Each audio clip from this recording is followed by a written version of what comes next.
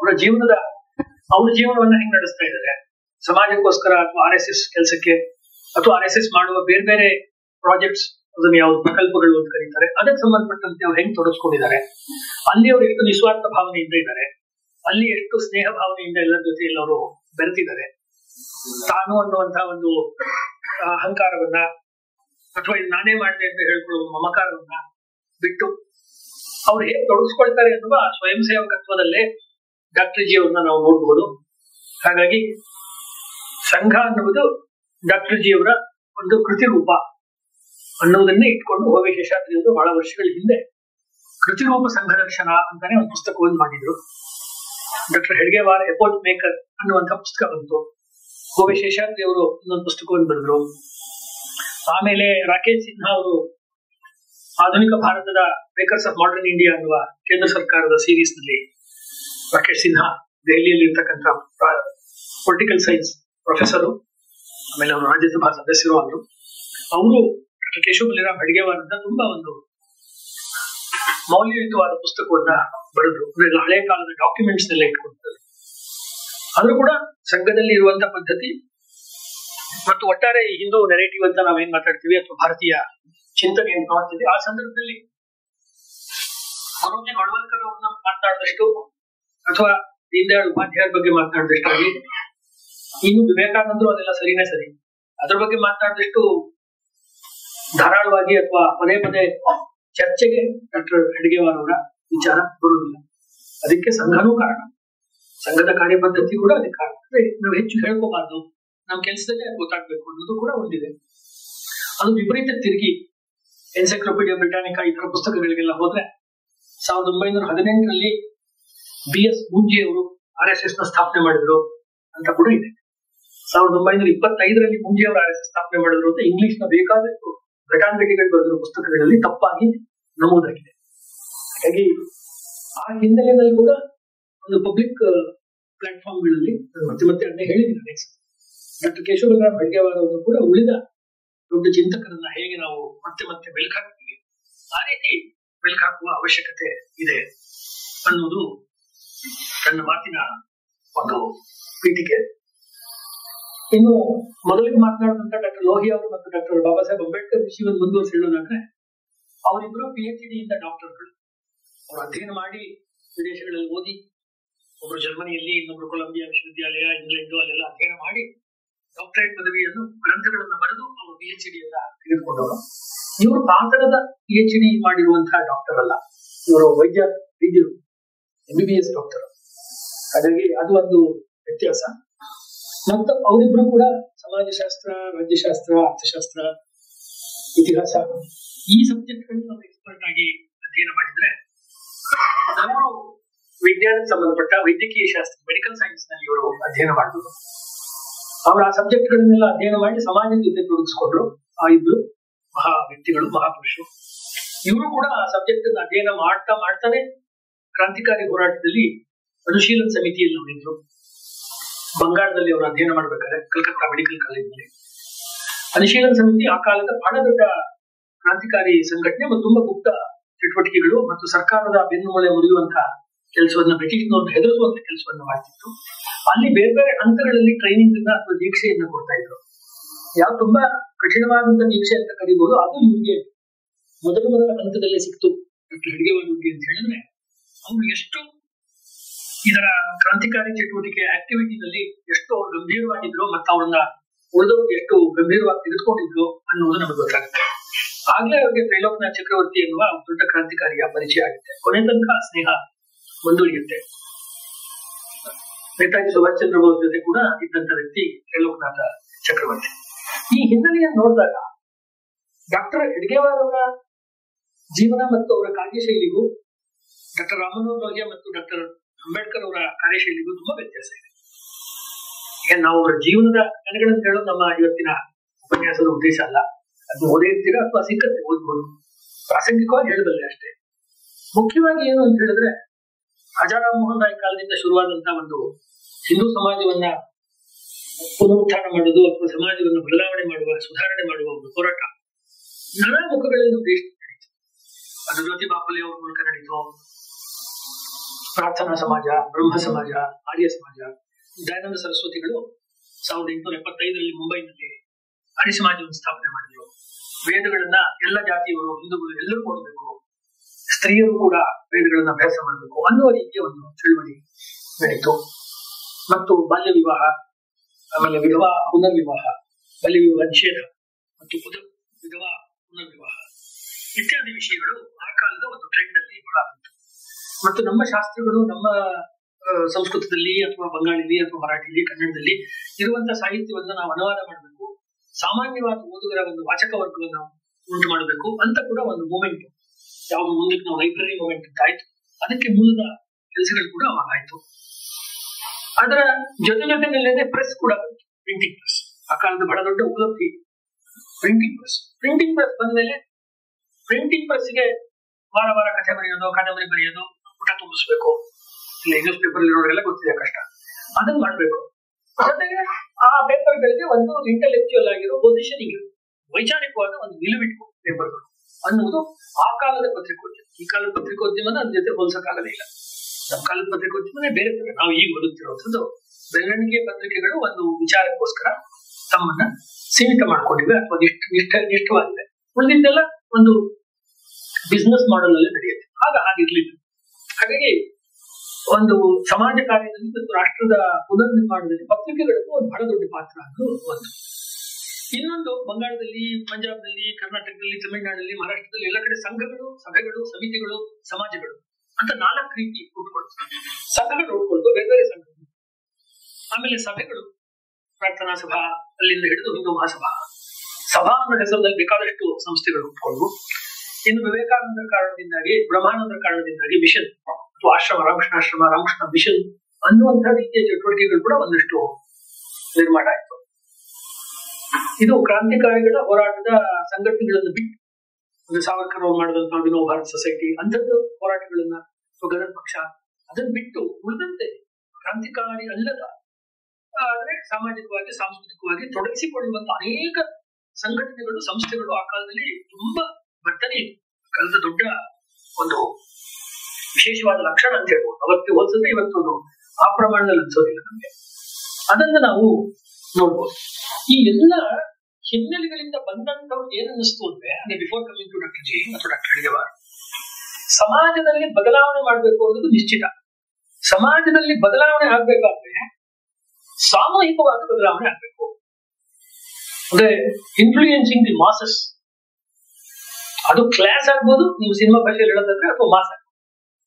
ಜನಸಾಮಾನ್ಯರ ಬದಲಾವಣೆ ಆಗ್ಬೋದು, ಅಥವಾ ಒಂದಷ್ಟು ಜನ ಪ್ರತಿಷ್ಠಿತ ವರ್ಗದ ಯಾವ ಇಂಟೆಲೆಕ್ಚುಯಲ್ಸ್ ಅಂತೀರಾ, ವಿಜ್ಞಾನಿಗಳು ಅಂತೀರಾ, ಪಾಲಿಸಿ ಮೇಕರ್ಸ್, ಅವರಲ್ಲಿ ಬದಲಾವಣೆ. ಒಟ್ಟಿನಲ್ಲಿ ಸಾಮೂಹಿಕವಾದ ದೊಡ್ಡ ಪ್ರಮಾಣ ಏಕಕಾಲಕ್ಕೆ ಉಂಟಾಗುವಂತ ಬದಲಾವಣೆ ಆಗ್ಬೇಕು ಅನ್ನೋದನ್ನ ಕೇಶವ ಚಂದ್ರ ಸೇನೋ, ರಾಜಾರಾಮ್ ಮೋಹನ್ ರಾಯ್ ಕಾಲದಿಂದ ದಯಾನಂದ ಸರಸ್ವತಿಗಳ ಕಾಲದ ತನಕ, ಅಥವಾ ಇನ್ನು ಪ್ರಾರಂಭದ ಹಿಂದೂ ಮಹಾಸಭಾ ಯಾವುದು ನಮ್ಮ ಮದನ್ ಮೋಹನ್ ಮಾಳವೀರೆಲ್ಲ ಶುರು ಮಾಡಿದ್ರು, ಆ ಕಾಲದಲ್ಲಿ ಇದ್ದು ಒಂದು ಮಾಸ್ ಮೂವ್ಮೆಂಟ್. ಈ ಮಾಸ್ ಮೂವ್ಮೆಂಟ್ ಮುಂದೆ ಗಾಂಧೀಜಿಯವರು ಮಾಡಿದಂತ ಮಾಸ್ ಮೂವ್ಮೆಂಟ್ಗೆ ತುಂಬಾ ಪುಷ್ಟಿಯನ್ನು ಕೊಡ್ತು. ಗಾಂಧೀಜಿಯವರು ಕಾಲಕ್ಕೆ ಮಾಸ್ ಮೂವ್ಮೆಂಟ್ ಶುರು ಮಾಡಿದ್ರು. ಮುಂಚೆ ಬೇಕಾದಷ್ಟು ಮಾಸ್ ಮೂವ್ಮೆಂಟಿನ ಉದಾಹರಣೆಗಳು ಬರುತ್ತೆ. ಸುಮ್ಮನೆ ಹೇಳೋದಾದ್ರೆ, ಯಾವುದನ್ನು ನಾವು ಇವತ್ತು ಒಂದು ಅಹಿಂಸಾ ಅಥವಾ ಸಹಕಾರ ಆಂದೋಲನ ಅಂತ ಕರಿತೀವಿ, ಅದು 17ನೇ ಶತಮಾನದಲ್ಲೇನೆ ಕಾಶಿನಲ್ಲಿ ರಾಜ ಜಾಸ್ತಿ ಟ್ಯಾಕ್ಸ್ ಹಾಕ್ದ ಅಂತ ಆ ಊರಿನ ವರ್ತಕರು, ವ್ಯಾಪಾರಿ ಬೀದಿ ಇರುತ್ತಲ್ಲ, ಅಂಗಡಿ ಬೀದಿ ಅವರೆಲ್ಲ ಪೂರ್ತಿ ಅಂಗಡಿ ಮುಚ್ಚಿ ಅವ್ರು ಬೀದಿನಲ್ಲಿ ಹರತಾಳ ಮಾಡಿದ್ರು ಅಂತ ಬ್ರಿಟಿಷ್ ದಾಖಲೆ ಇದೆ. ಅದನ್ನ ಧರ್ಮಪಾಲರು ಅವರ ಸಿವಿಲ್ ಡಿಸೊಬಿಡಿಯನ್ಸ್ ಇನ್ ಇಂಡಿಯಾ ಅನ್ನೋ ಪುಸ್ತಕದಲ್ಲಿ ಕೊಡ್ತಾರೆ. ಆ ಮಾದರಿಗಳು ನಮ್ಮ ದೇಶದಲ್ಲಿ ಇತ್ತು. ಸಾಮೂಹಿಕವಾಗಿ ಒಂದು ಬೀದಿಗಿಳಿಯೋದು, ಹೋರಾಟ ಮಾಡೋದು. ಅದಕ್ಕೆ ಯಾರೋ ದೊಡ್ಡ ದೊಡ್ಡ ವ್ಯಕ್ತಿಗಳು ಅಂದ್ರೆ ನಾಯಕರು ಅನ್ನೋ ಕಾಣಿಸ್ಕೊಂಡು ಅದಕ್ಕೆ ಒಂದು ಶೇಪ್ ಕೊಡೋಕೆ ಶುರು ಮಾಡಿದ್ರು. ಅಂದ್ರೆ ಡಾಕ್ಟರ್ ಜಿ ಅವರು ತಮ್ಮ ಕೆಲಸವನ್ನ ಮಾಡುವ ಕಾಲಕ್ಕೆ ಇದ್ದಂತ ಬಹಳ ಫೇಮಸ್ ಮಾಡೆಲ್ ಅಂದ್ರೆ ಒಂದು ಸಾಮೂಹಿಕ ಆಂದೋಲನಗಳ, ಸಾಮೂಹಿಕ ಮಾಸ್ ಮೂವ್ಮೆಂಟ್ಗಳು. ಅದು ಎರಡನೇ ರೀತಿಯಿಂದ ಅಂದ್ರೆ ಎಜುಕೇಶನ್. ಸಮಾಜದಲ್ಲಿ ಬದಲಾವಣೆ ಆಗ್ಬೇಕಾದ್ರೆ ಈ ಸಮಾಜಕ್ಕೆ ಒಂದು ಶಾಕ್ ಕೊಡ್ಬೇಕು. ಈಗ ಜಾತಿ ವಿನಾಶ ಅನ್ನೋ ವಿಷಯದ ಬಗ್ಗೆ ಲೋಹಿ ಅವರು ಮಾತಾಡ್ತಾರೆ. ಡಾಕ್ಟರ್ ಬಾಬಾ ಸಾಹೇಬ್ ಅಂಬೇಡ್ಕರ್ ಪುಸ್ತಕನೇ ಬಂದಿದ್ದಾರೆ, ರಿಲೇಷನ್ ಆಫ್ ಕಾಸ್ಟ್ ಅಂತ ಹೇಳಿ ಪುಸ್ತಕ ಒಂದೇ ಬಂದಿದೆ. ಜಾತಿ ವಿನಾಶ ಸ್ವಲ್ಪ ಉಳ್ಕೋಬಾರ್ದು ಅಂತ ಆ ಮಾತಿನಲ್ಲೇ ಆ ಕಾಠಿಣ್ಯ, ಆ ಒಂದು ಉಗ್ರತೆ, ವಿಚಾರವನ್ನು ಮಂಡನೆ ಮಾಡಬೇಕಾದ್ರೆ ಕೂಡ ಆ ಒಂದು ಖಚಿತ, ಅಂದ್ರೆ ನಾವು ಹಿಂದಿಯಲ್ಲಿ ಹೇಳುವಾಗ ಏಕಮಾರ್ಗ ದೋ ತುಕಡ ಆಗ್ತವಲ್ಲ, ಆ ರೀತಿಯ ಹೋರಾಟಗಳನ್ನು ಮಾಡ್ಬೇಕು. ದೇವಸ್ಥಾನಕ್ಕೆ ಹೆಂಗ್ ಬಿಡಲ್ಲ ನೋಡ್ತೀವಿ, ನಾವು ಒಳಕ್ ಹೋಗ್ತೀವಿ. ನೀರು ಕುಡಿಯೋದು ಹಕ್ಕು. ಹೀಗೆ ಒಂದು ಹಕ್ಕಿನ ಭಾಷೆಯನ್ನ ಇದರ ತಪ್ಪು ಸರಿ ಅಂತ ಏನು ಹೇಳ್ತಾ ಇಲ್ಲ.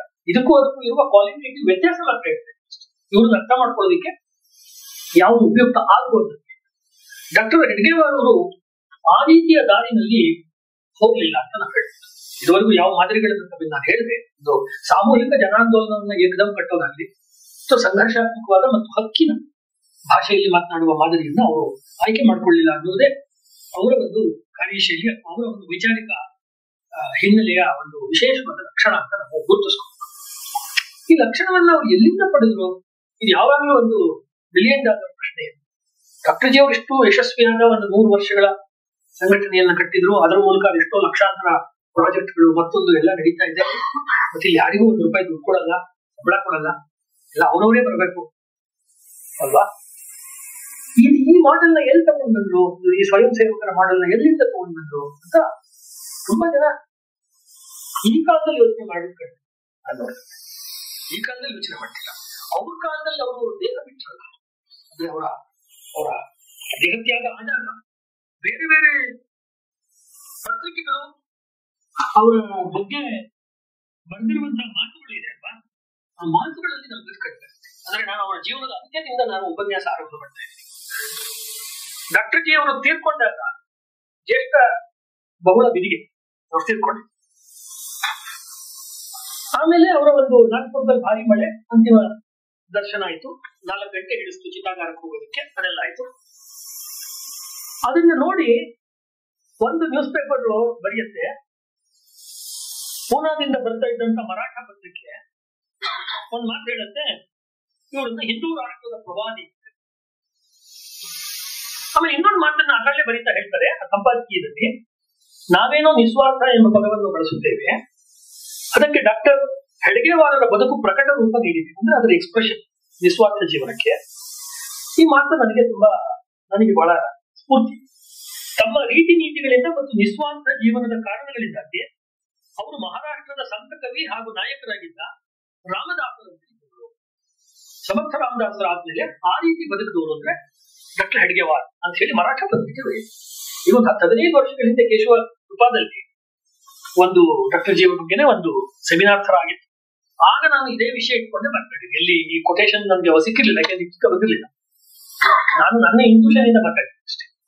ಅದಕ್ಕೆ ಕಾರಣ ನನಗೆ ಈ ಪುಸ್ತಕ ಸಮರ್ಥರ ಚರಿತ್ರೆ ಹಾಗೂ ತತ್ವಜ್ಞಾನ ಅಂತ ಒಂದು ಪುಸ್ತಕ ನಮ್ಮ ಧಾರವಾಡ ಹೆಬ್ಬಳ್ಳಿ ಇದೆಯಲ್ಲ, ಹೆಬ್ಬಳ್ಳಿಯಿಂದ ಇದು ಪ್ರಕಟ ಆಗಿರೋದು. ಇದರೊಳಗಡೆ ಸಮರ್ಥ ರಾಮದಾಸರು ಆಧ್ಯಾತ್ಮಿಕ ಜೀವನವನ್ನ ಭಾರತದಲ್ಲಿ ಮತ್ತೆ ಎತ್ತಿ ನಿಲ್ಲಿಸಬೇಕಾದ್ರೆ ಏನ್ ಪ್ರಯತ್ನ ಮಾಡಿದ್ರು, ಸಾಮಾಜಿಕ ಜೀವನವನ್ನ ಎತ್ತಿ ನಿಲ್ಲಿಸಬೇಕಾದ್ರೆ, ಪುನರುತ್ಥಾನ ಮಾಡ್ಬೇಕಾದ್ರೆ ಏನೇನೋ ದಾರಿಗಳನ್ನ ಅವರು ಉಪಯೋಗಿಸಿದ್ರು ಅನ್ನೋದ್ರ ಒಂದು ವಿಚಾರ ಬರುತ್ತೆ. ಹಾಗಾಗಿ ನನಗನ್ಸದು ಲೋಹಿಯಾ ಅವರ ಮತ್ತು ಅಂಬೇಡ್ಕರ್ ಅವರ ವಿಚಾರಧಾರೆ ಮತ್ತು ಕಾರ್ಯಪದ್ಧತಿ, ಕಾರ್ಯಶೈಲಿ, ಅದಕ್ಕೂ ಇವ್ರಿಗೂ ಎಲ್ಲಿ ವ್ಯತ್ಯಾಸ ಬಂತು ಅಂತ ಹೇಳಿದ್ರೆ, ಅವರು ಖಂಡಿತ ಸಂತರಿಂದ ಪ್ರಭಾವಿತರಾದವ್ರೆ. ನಿನ್ನೆ ಹೇಳಿದೆ, ಕಬೀರ್ ದಾಸರಿಂದ ಅವರು ಪ್ರಭಾವಿತರಾದವರು. ಮರಾಠಿ ಕವಿಗಳ ಪ್ರಭಾವ ಅವ್ರ ಮನೇಲಿ ಇತ್ತು, ಡಾಕ್ಟರ್ ಅಂಬೇಡ್ಕರ್ ಅವ್ರ ಮನೇಲಿ ಇತ್ತು. ಕೊನೆಯಲ್ಲಿ ಕೂಡ ಅವರು ಕಬೀರ್ ದಾಸರ ವಾಣಿಯನ್ನೇ ಹೇಳಿದ್ರು, ನಾನಕ್ಚಂದ್ರತ್ತು ಹೆಗಲ ಮೇಲೆ ಕೈ ಇಟ್ಕೊಂಡಾಗ ಅಂತ ಕೂಡ ಹೇಳಿದೆ. ಕಾರ್ಯಶೈಲಿಗೆ ಬರುವಾಗ ಅದು ಆ ಕಾಲದಲ್ಲಿ ಏನು ಬೇರೆ ಬೇರೆ ದೇಶಗಳಲ್ಲಿ ಅಥವಾ ಭಾರತದಲ್ಲಿ ಇತ್ತು, ಆ ಶೈಲಿಯನ್ನೇ ಅವರಿಗೂ ಅನುಸರಿಸಿದ್ರು. ಇವಾಗ ಹೇಳಿದಂತ ಹಕ್ಕು ಸ್ಥಾಪನೆಯ ಸಂಘರ್ಷದ ಹೋರಾಟದ ಮಾದರಿ ಮತ್ತು ದೊಡ್ಡದೊಂದು ಜನಾಂದೋಲನವನ್ನು ಕಟ್ಟಬೇಕು, ರೈತರ ದೊಡ್ಡ ಆಂದೋಲನ ಕಟ್ಟಬೇಕು, ಕಾರ್ಮಿಕರ ಆಂದೋಲನ ಕಟ್ಟಬೇಕು, ಈ ರೀತಿ ಹೋರಾಟಗಳನ್ನ ಆ ತರದ್ ಮಾಡಬೇಕು ಅನ್ನೋದು. ಹಾಗಾಗಿ ಅವ್ರ ಜೀವನದಲ್ಲೆಲ್ಲ ನಿಮ್ಗೆ ಗೋವಾ ಮುಕ್ತಿ ಸಂಗ್ರಾಮ, ಅಂಗ್ರೇಜಿ ಹಠಾವೋ ಅಥವಾ ನಿನ್ನೆ ಹೇಳಿದಂತ ಕಾಳಾರಾಮ್ ದೇವಸ್ಥಾನದ ಒಂದು ಹೋರಾಟ, ಈ ರೀತಿಯ ಬರುತ್ತೆ. ಡಾಕ್ಟರ್ ಜಿ ಅವರು, ಡಾಕ್ಟರ್ ಹೆಡ್ಗೇವಾರ್ ಅವರು ಬಂದಿದ್ದು ಒಂದು ಸಂತ ಪರಂಪರೆಯ ಹಿನ್ನೆಲೆ. ಯಾವುದನ್ನು ನಾವು ಇವತ್ತು ಅವಧೂತ ದತ್ತ ಸಂಪ್ರದಾಯ ಅಂತ ಕರಿತೀವಿ, ಆ ದತ್ತ ಸಂಪ್ರದಾಯದ ಒಬ್ಬ ಸಾಧುಗಳು ಇವರ ಮುತ್ತಜ್ಜ ನರಹರಿ ಅಂತ. ಇದು ನಿಮ್ಗೆ ಈ ಪುಸ್ತಕದಲ್ಲಿ ಬರುತ್ತೆ. ಬಹಳ ಅಧಿಕೃತವಾದಂತಹ ಪುಸ್ತಕಗಳಲ್ಲಿ ಇದು ನಾಹಾ ಪಾಲ್ಕರ್ ಅವರು ಬರೆದಿರೋ ಡಾಕ್ಟರ್ ಹೆಡ್ಗೇವಾರ್. ಇತ್ತೀಚೆಗೆ ಇಂಗ್ಲಿಷಿಗೆ ಬಂದು ಬಹಳ ವರ್ಷದಿಂದ ಹಿಂದಿಯಲ್ಲಿ ಇದು ಸಿಗ್ತಾ ಇತ್ತು. ತುಂಬಾ ಪ್ರಸಿದ್ಧವಾದ, ಅದರೊಳಗಡೆ ಬರೀ ಪ್ರಾರಂಭದಲ್ಲೇ ಕೊಡ್ತಾರೆ. ಅವರ ಊರಿನಲ್ಲಿ, ಆಂಧ್ರದ ಅವರ ಊರಿನಲ್ಲಿ ಏನೋ ಒಂದು ಪರಿಸ್ಥಿತಿ ಬದಲಾವಣೆ ಆಯಿತು ಅಂದಾಗ ಅವರು ಮಹಾರಾಷ್ಟ್ರಕ್ಕೆ ಅಥವಾ ನಾಗಪುರಕ್ಕೆ ಅವರ ಫ್ಯಾಮಿಲಿ ಬರುತ್ತೆ ಅಂತ ಗೊತ್ತಾಗುತ್ತೆ. ಡಾಕ್ಟರ್ ಜಿ ಅವರ ಫ್ಯಾಮಿಲಿ ಅವಧೂತರಿಗೆ ಜನ್ಮ ಕೊಟ್ಟಂತ ಫ್ಯಾಮಿಲಿ. ಅಂದ್ರೆ ನಾನು ತಮ್ಮಂದೆ ಹೇಳ್ಬೇಕಾಗಿರೋ ಪಾಯಿಂಟ್, ಅವಧೂತ ಪರಂಪರೆಗೆ ಸೇರಿದಂತ ವ್ಯಕ್ತಿ ಡಾಕ್ಟರ್ ಹೆಡ್ಗೇವಾರ್. ಯಾಕವ್ರು ನಡ್ಕೊಂಡ್ರು, ನಿಸ್ವಾರ್ಥದ ಭಾವನೆ, ನನ್ನ ಹೆಸರೇ ಬೇಡ ಅನ್ನೋದೆಲ್ಲ ಬಂತು ಅಂತ ಹೇಳಿದ್ರೆ ಈ belongs to that Avadhuta tradition. ಅವರ ಮುತ್ತಜ್ಜನೆ ಆ ಪರಂಪರೆಯಲ್ಲಿ ಬಂದವರು. ಇದು ನಮಗೆ ಅವರ ಜೀವನ ಚರಿತ್ರೆಯಲ್ಲಿ ಬರುತ್ತೆ. ಎರಡನೇದು ಮಹಾರಾಷ್ಟ್ರದ ನಾಮದೇವ, ತುಕಾರಾಮು ಮತ್ತು ರಾಮದಾಸ್ ಅವ್ರನ್ನ ತುಂಬಾ ಪ್ರಭಾವಿಸಿದ್ರು. ಅವ್ರು ಯಾವುದೇ ರೀತಿ ಹೋರಾಟಗಳಿಗೆ ಹೋಗಿ ಅವರು ಒಂದು ಕ್ರಾಂತಿಕಾರಿಗಳಾಗಿದ್ರು.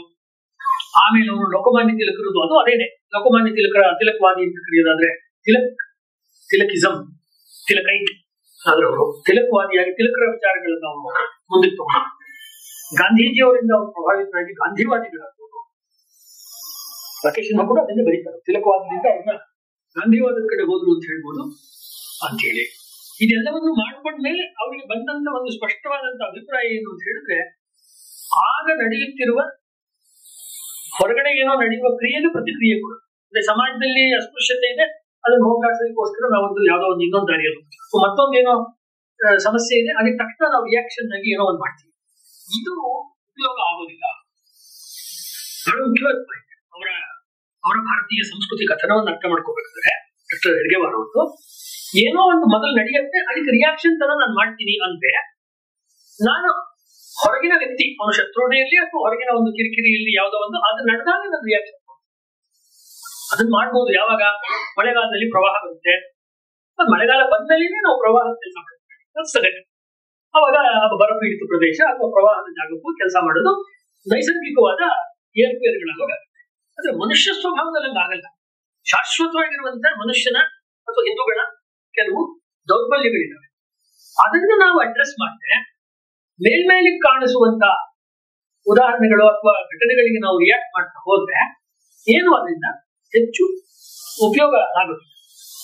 ಉದಾಹರಣೆಗೆ ಖಿಲಾಫತ್ ಚಳವಳಿ ನಡೆದಾಗ ಸಿನ್ಹಾ ಅವರು ಬರೀತಾರೆ, ಖಿಲಾಫತ್ ಚಳವಳಿ ನಡೆದಾಗ ಡಾಕ್ಟರ್ ಅಂಬೇಡ್ಕರ್ ಅವರು ಪ್ರಬಲವಾದ ವಿರೋಧ, ಸಾವರ್ಕರ್ ಅವರು ಪ್ರಬಲವಾಗಿ ಖಿಲಾಫತ್ ಚಳವಳಿ ವಿರೋಧ, ಗಾಂಧೀಜಿಯವರು ತುಂಬಾ ಸ್ಪಷ್ಟವಾಗಿ ಸಪೋರ್ಟ್ ಮಾಡಿ ಖಿಲಾಫತ್ ಚಳವಳಿ, ಮೌಲಾನಾ ಅಬುಲ್ ಕಲಾಂ ಇವರು ಸಪೋರ್ಟ್ ಮಾಡಿದ್ರೆ ಸಪೋರ್ಟ್ ಮಾಡಲಿಲ್ಲ, ಖಂಡಿತ ಅಪೋಸ್ ಮಾಡಿದ್ರೆ ಅನ್ನೋಕ್ಕೂ ದಾಖಲಿಸಿದ್ದಾರೆ ಇವ್ರು ಹೇಳೋದು.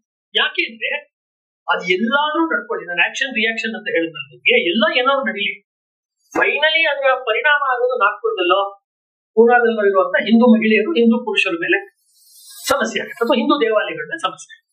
ಈ ಊರಿನಲ್ಲಿ ನಮ್ಮ ಬಲಾಬಲ ನೋಡ್ಕೊಂಡು ನಾವು ಮೂವ್ ಮಾಡ್ಬೇಕಾಗುತ್ತೆ. ನಮ್ಮ ನಡೆ ಸ್ಥಳೀಯವಾದ ನಡೆ. ವಿಶ್ವದ ಮಟ್ಟದಲ್ಲಿ ನಾವೇನು ಮಾಡಕ್ಕಾಗಲ್ಲ, ಹೆಚ್ಚಿನ ಲೇಖನ ಬರೀಬಹುದು, ಪುಸ್ತಕ ಬರೀಬಹುದು.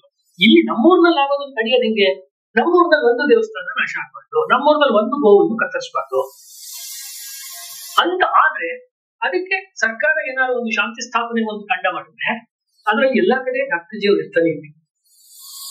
ಇದು ಅವರ ಇದು ವ್ಯಕ್ತಿತ್ವ.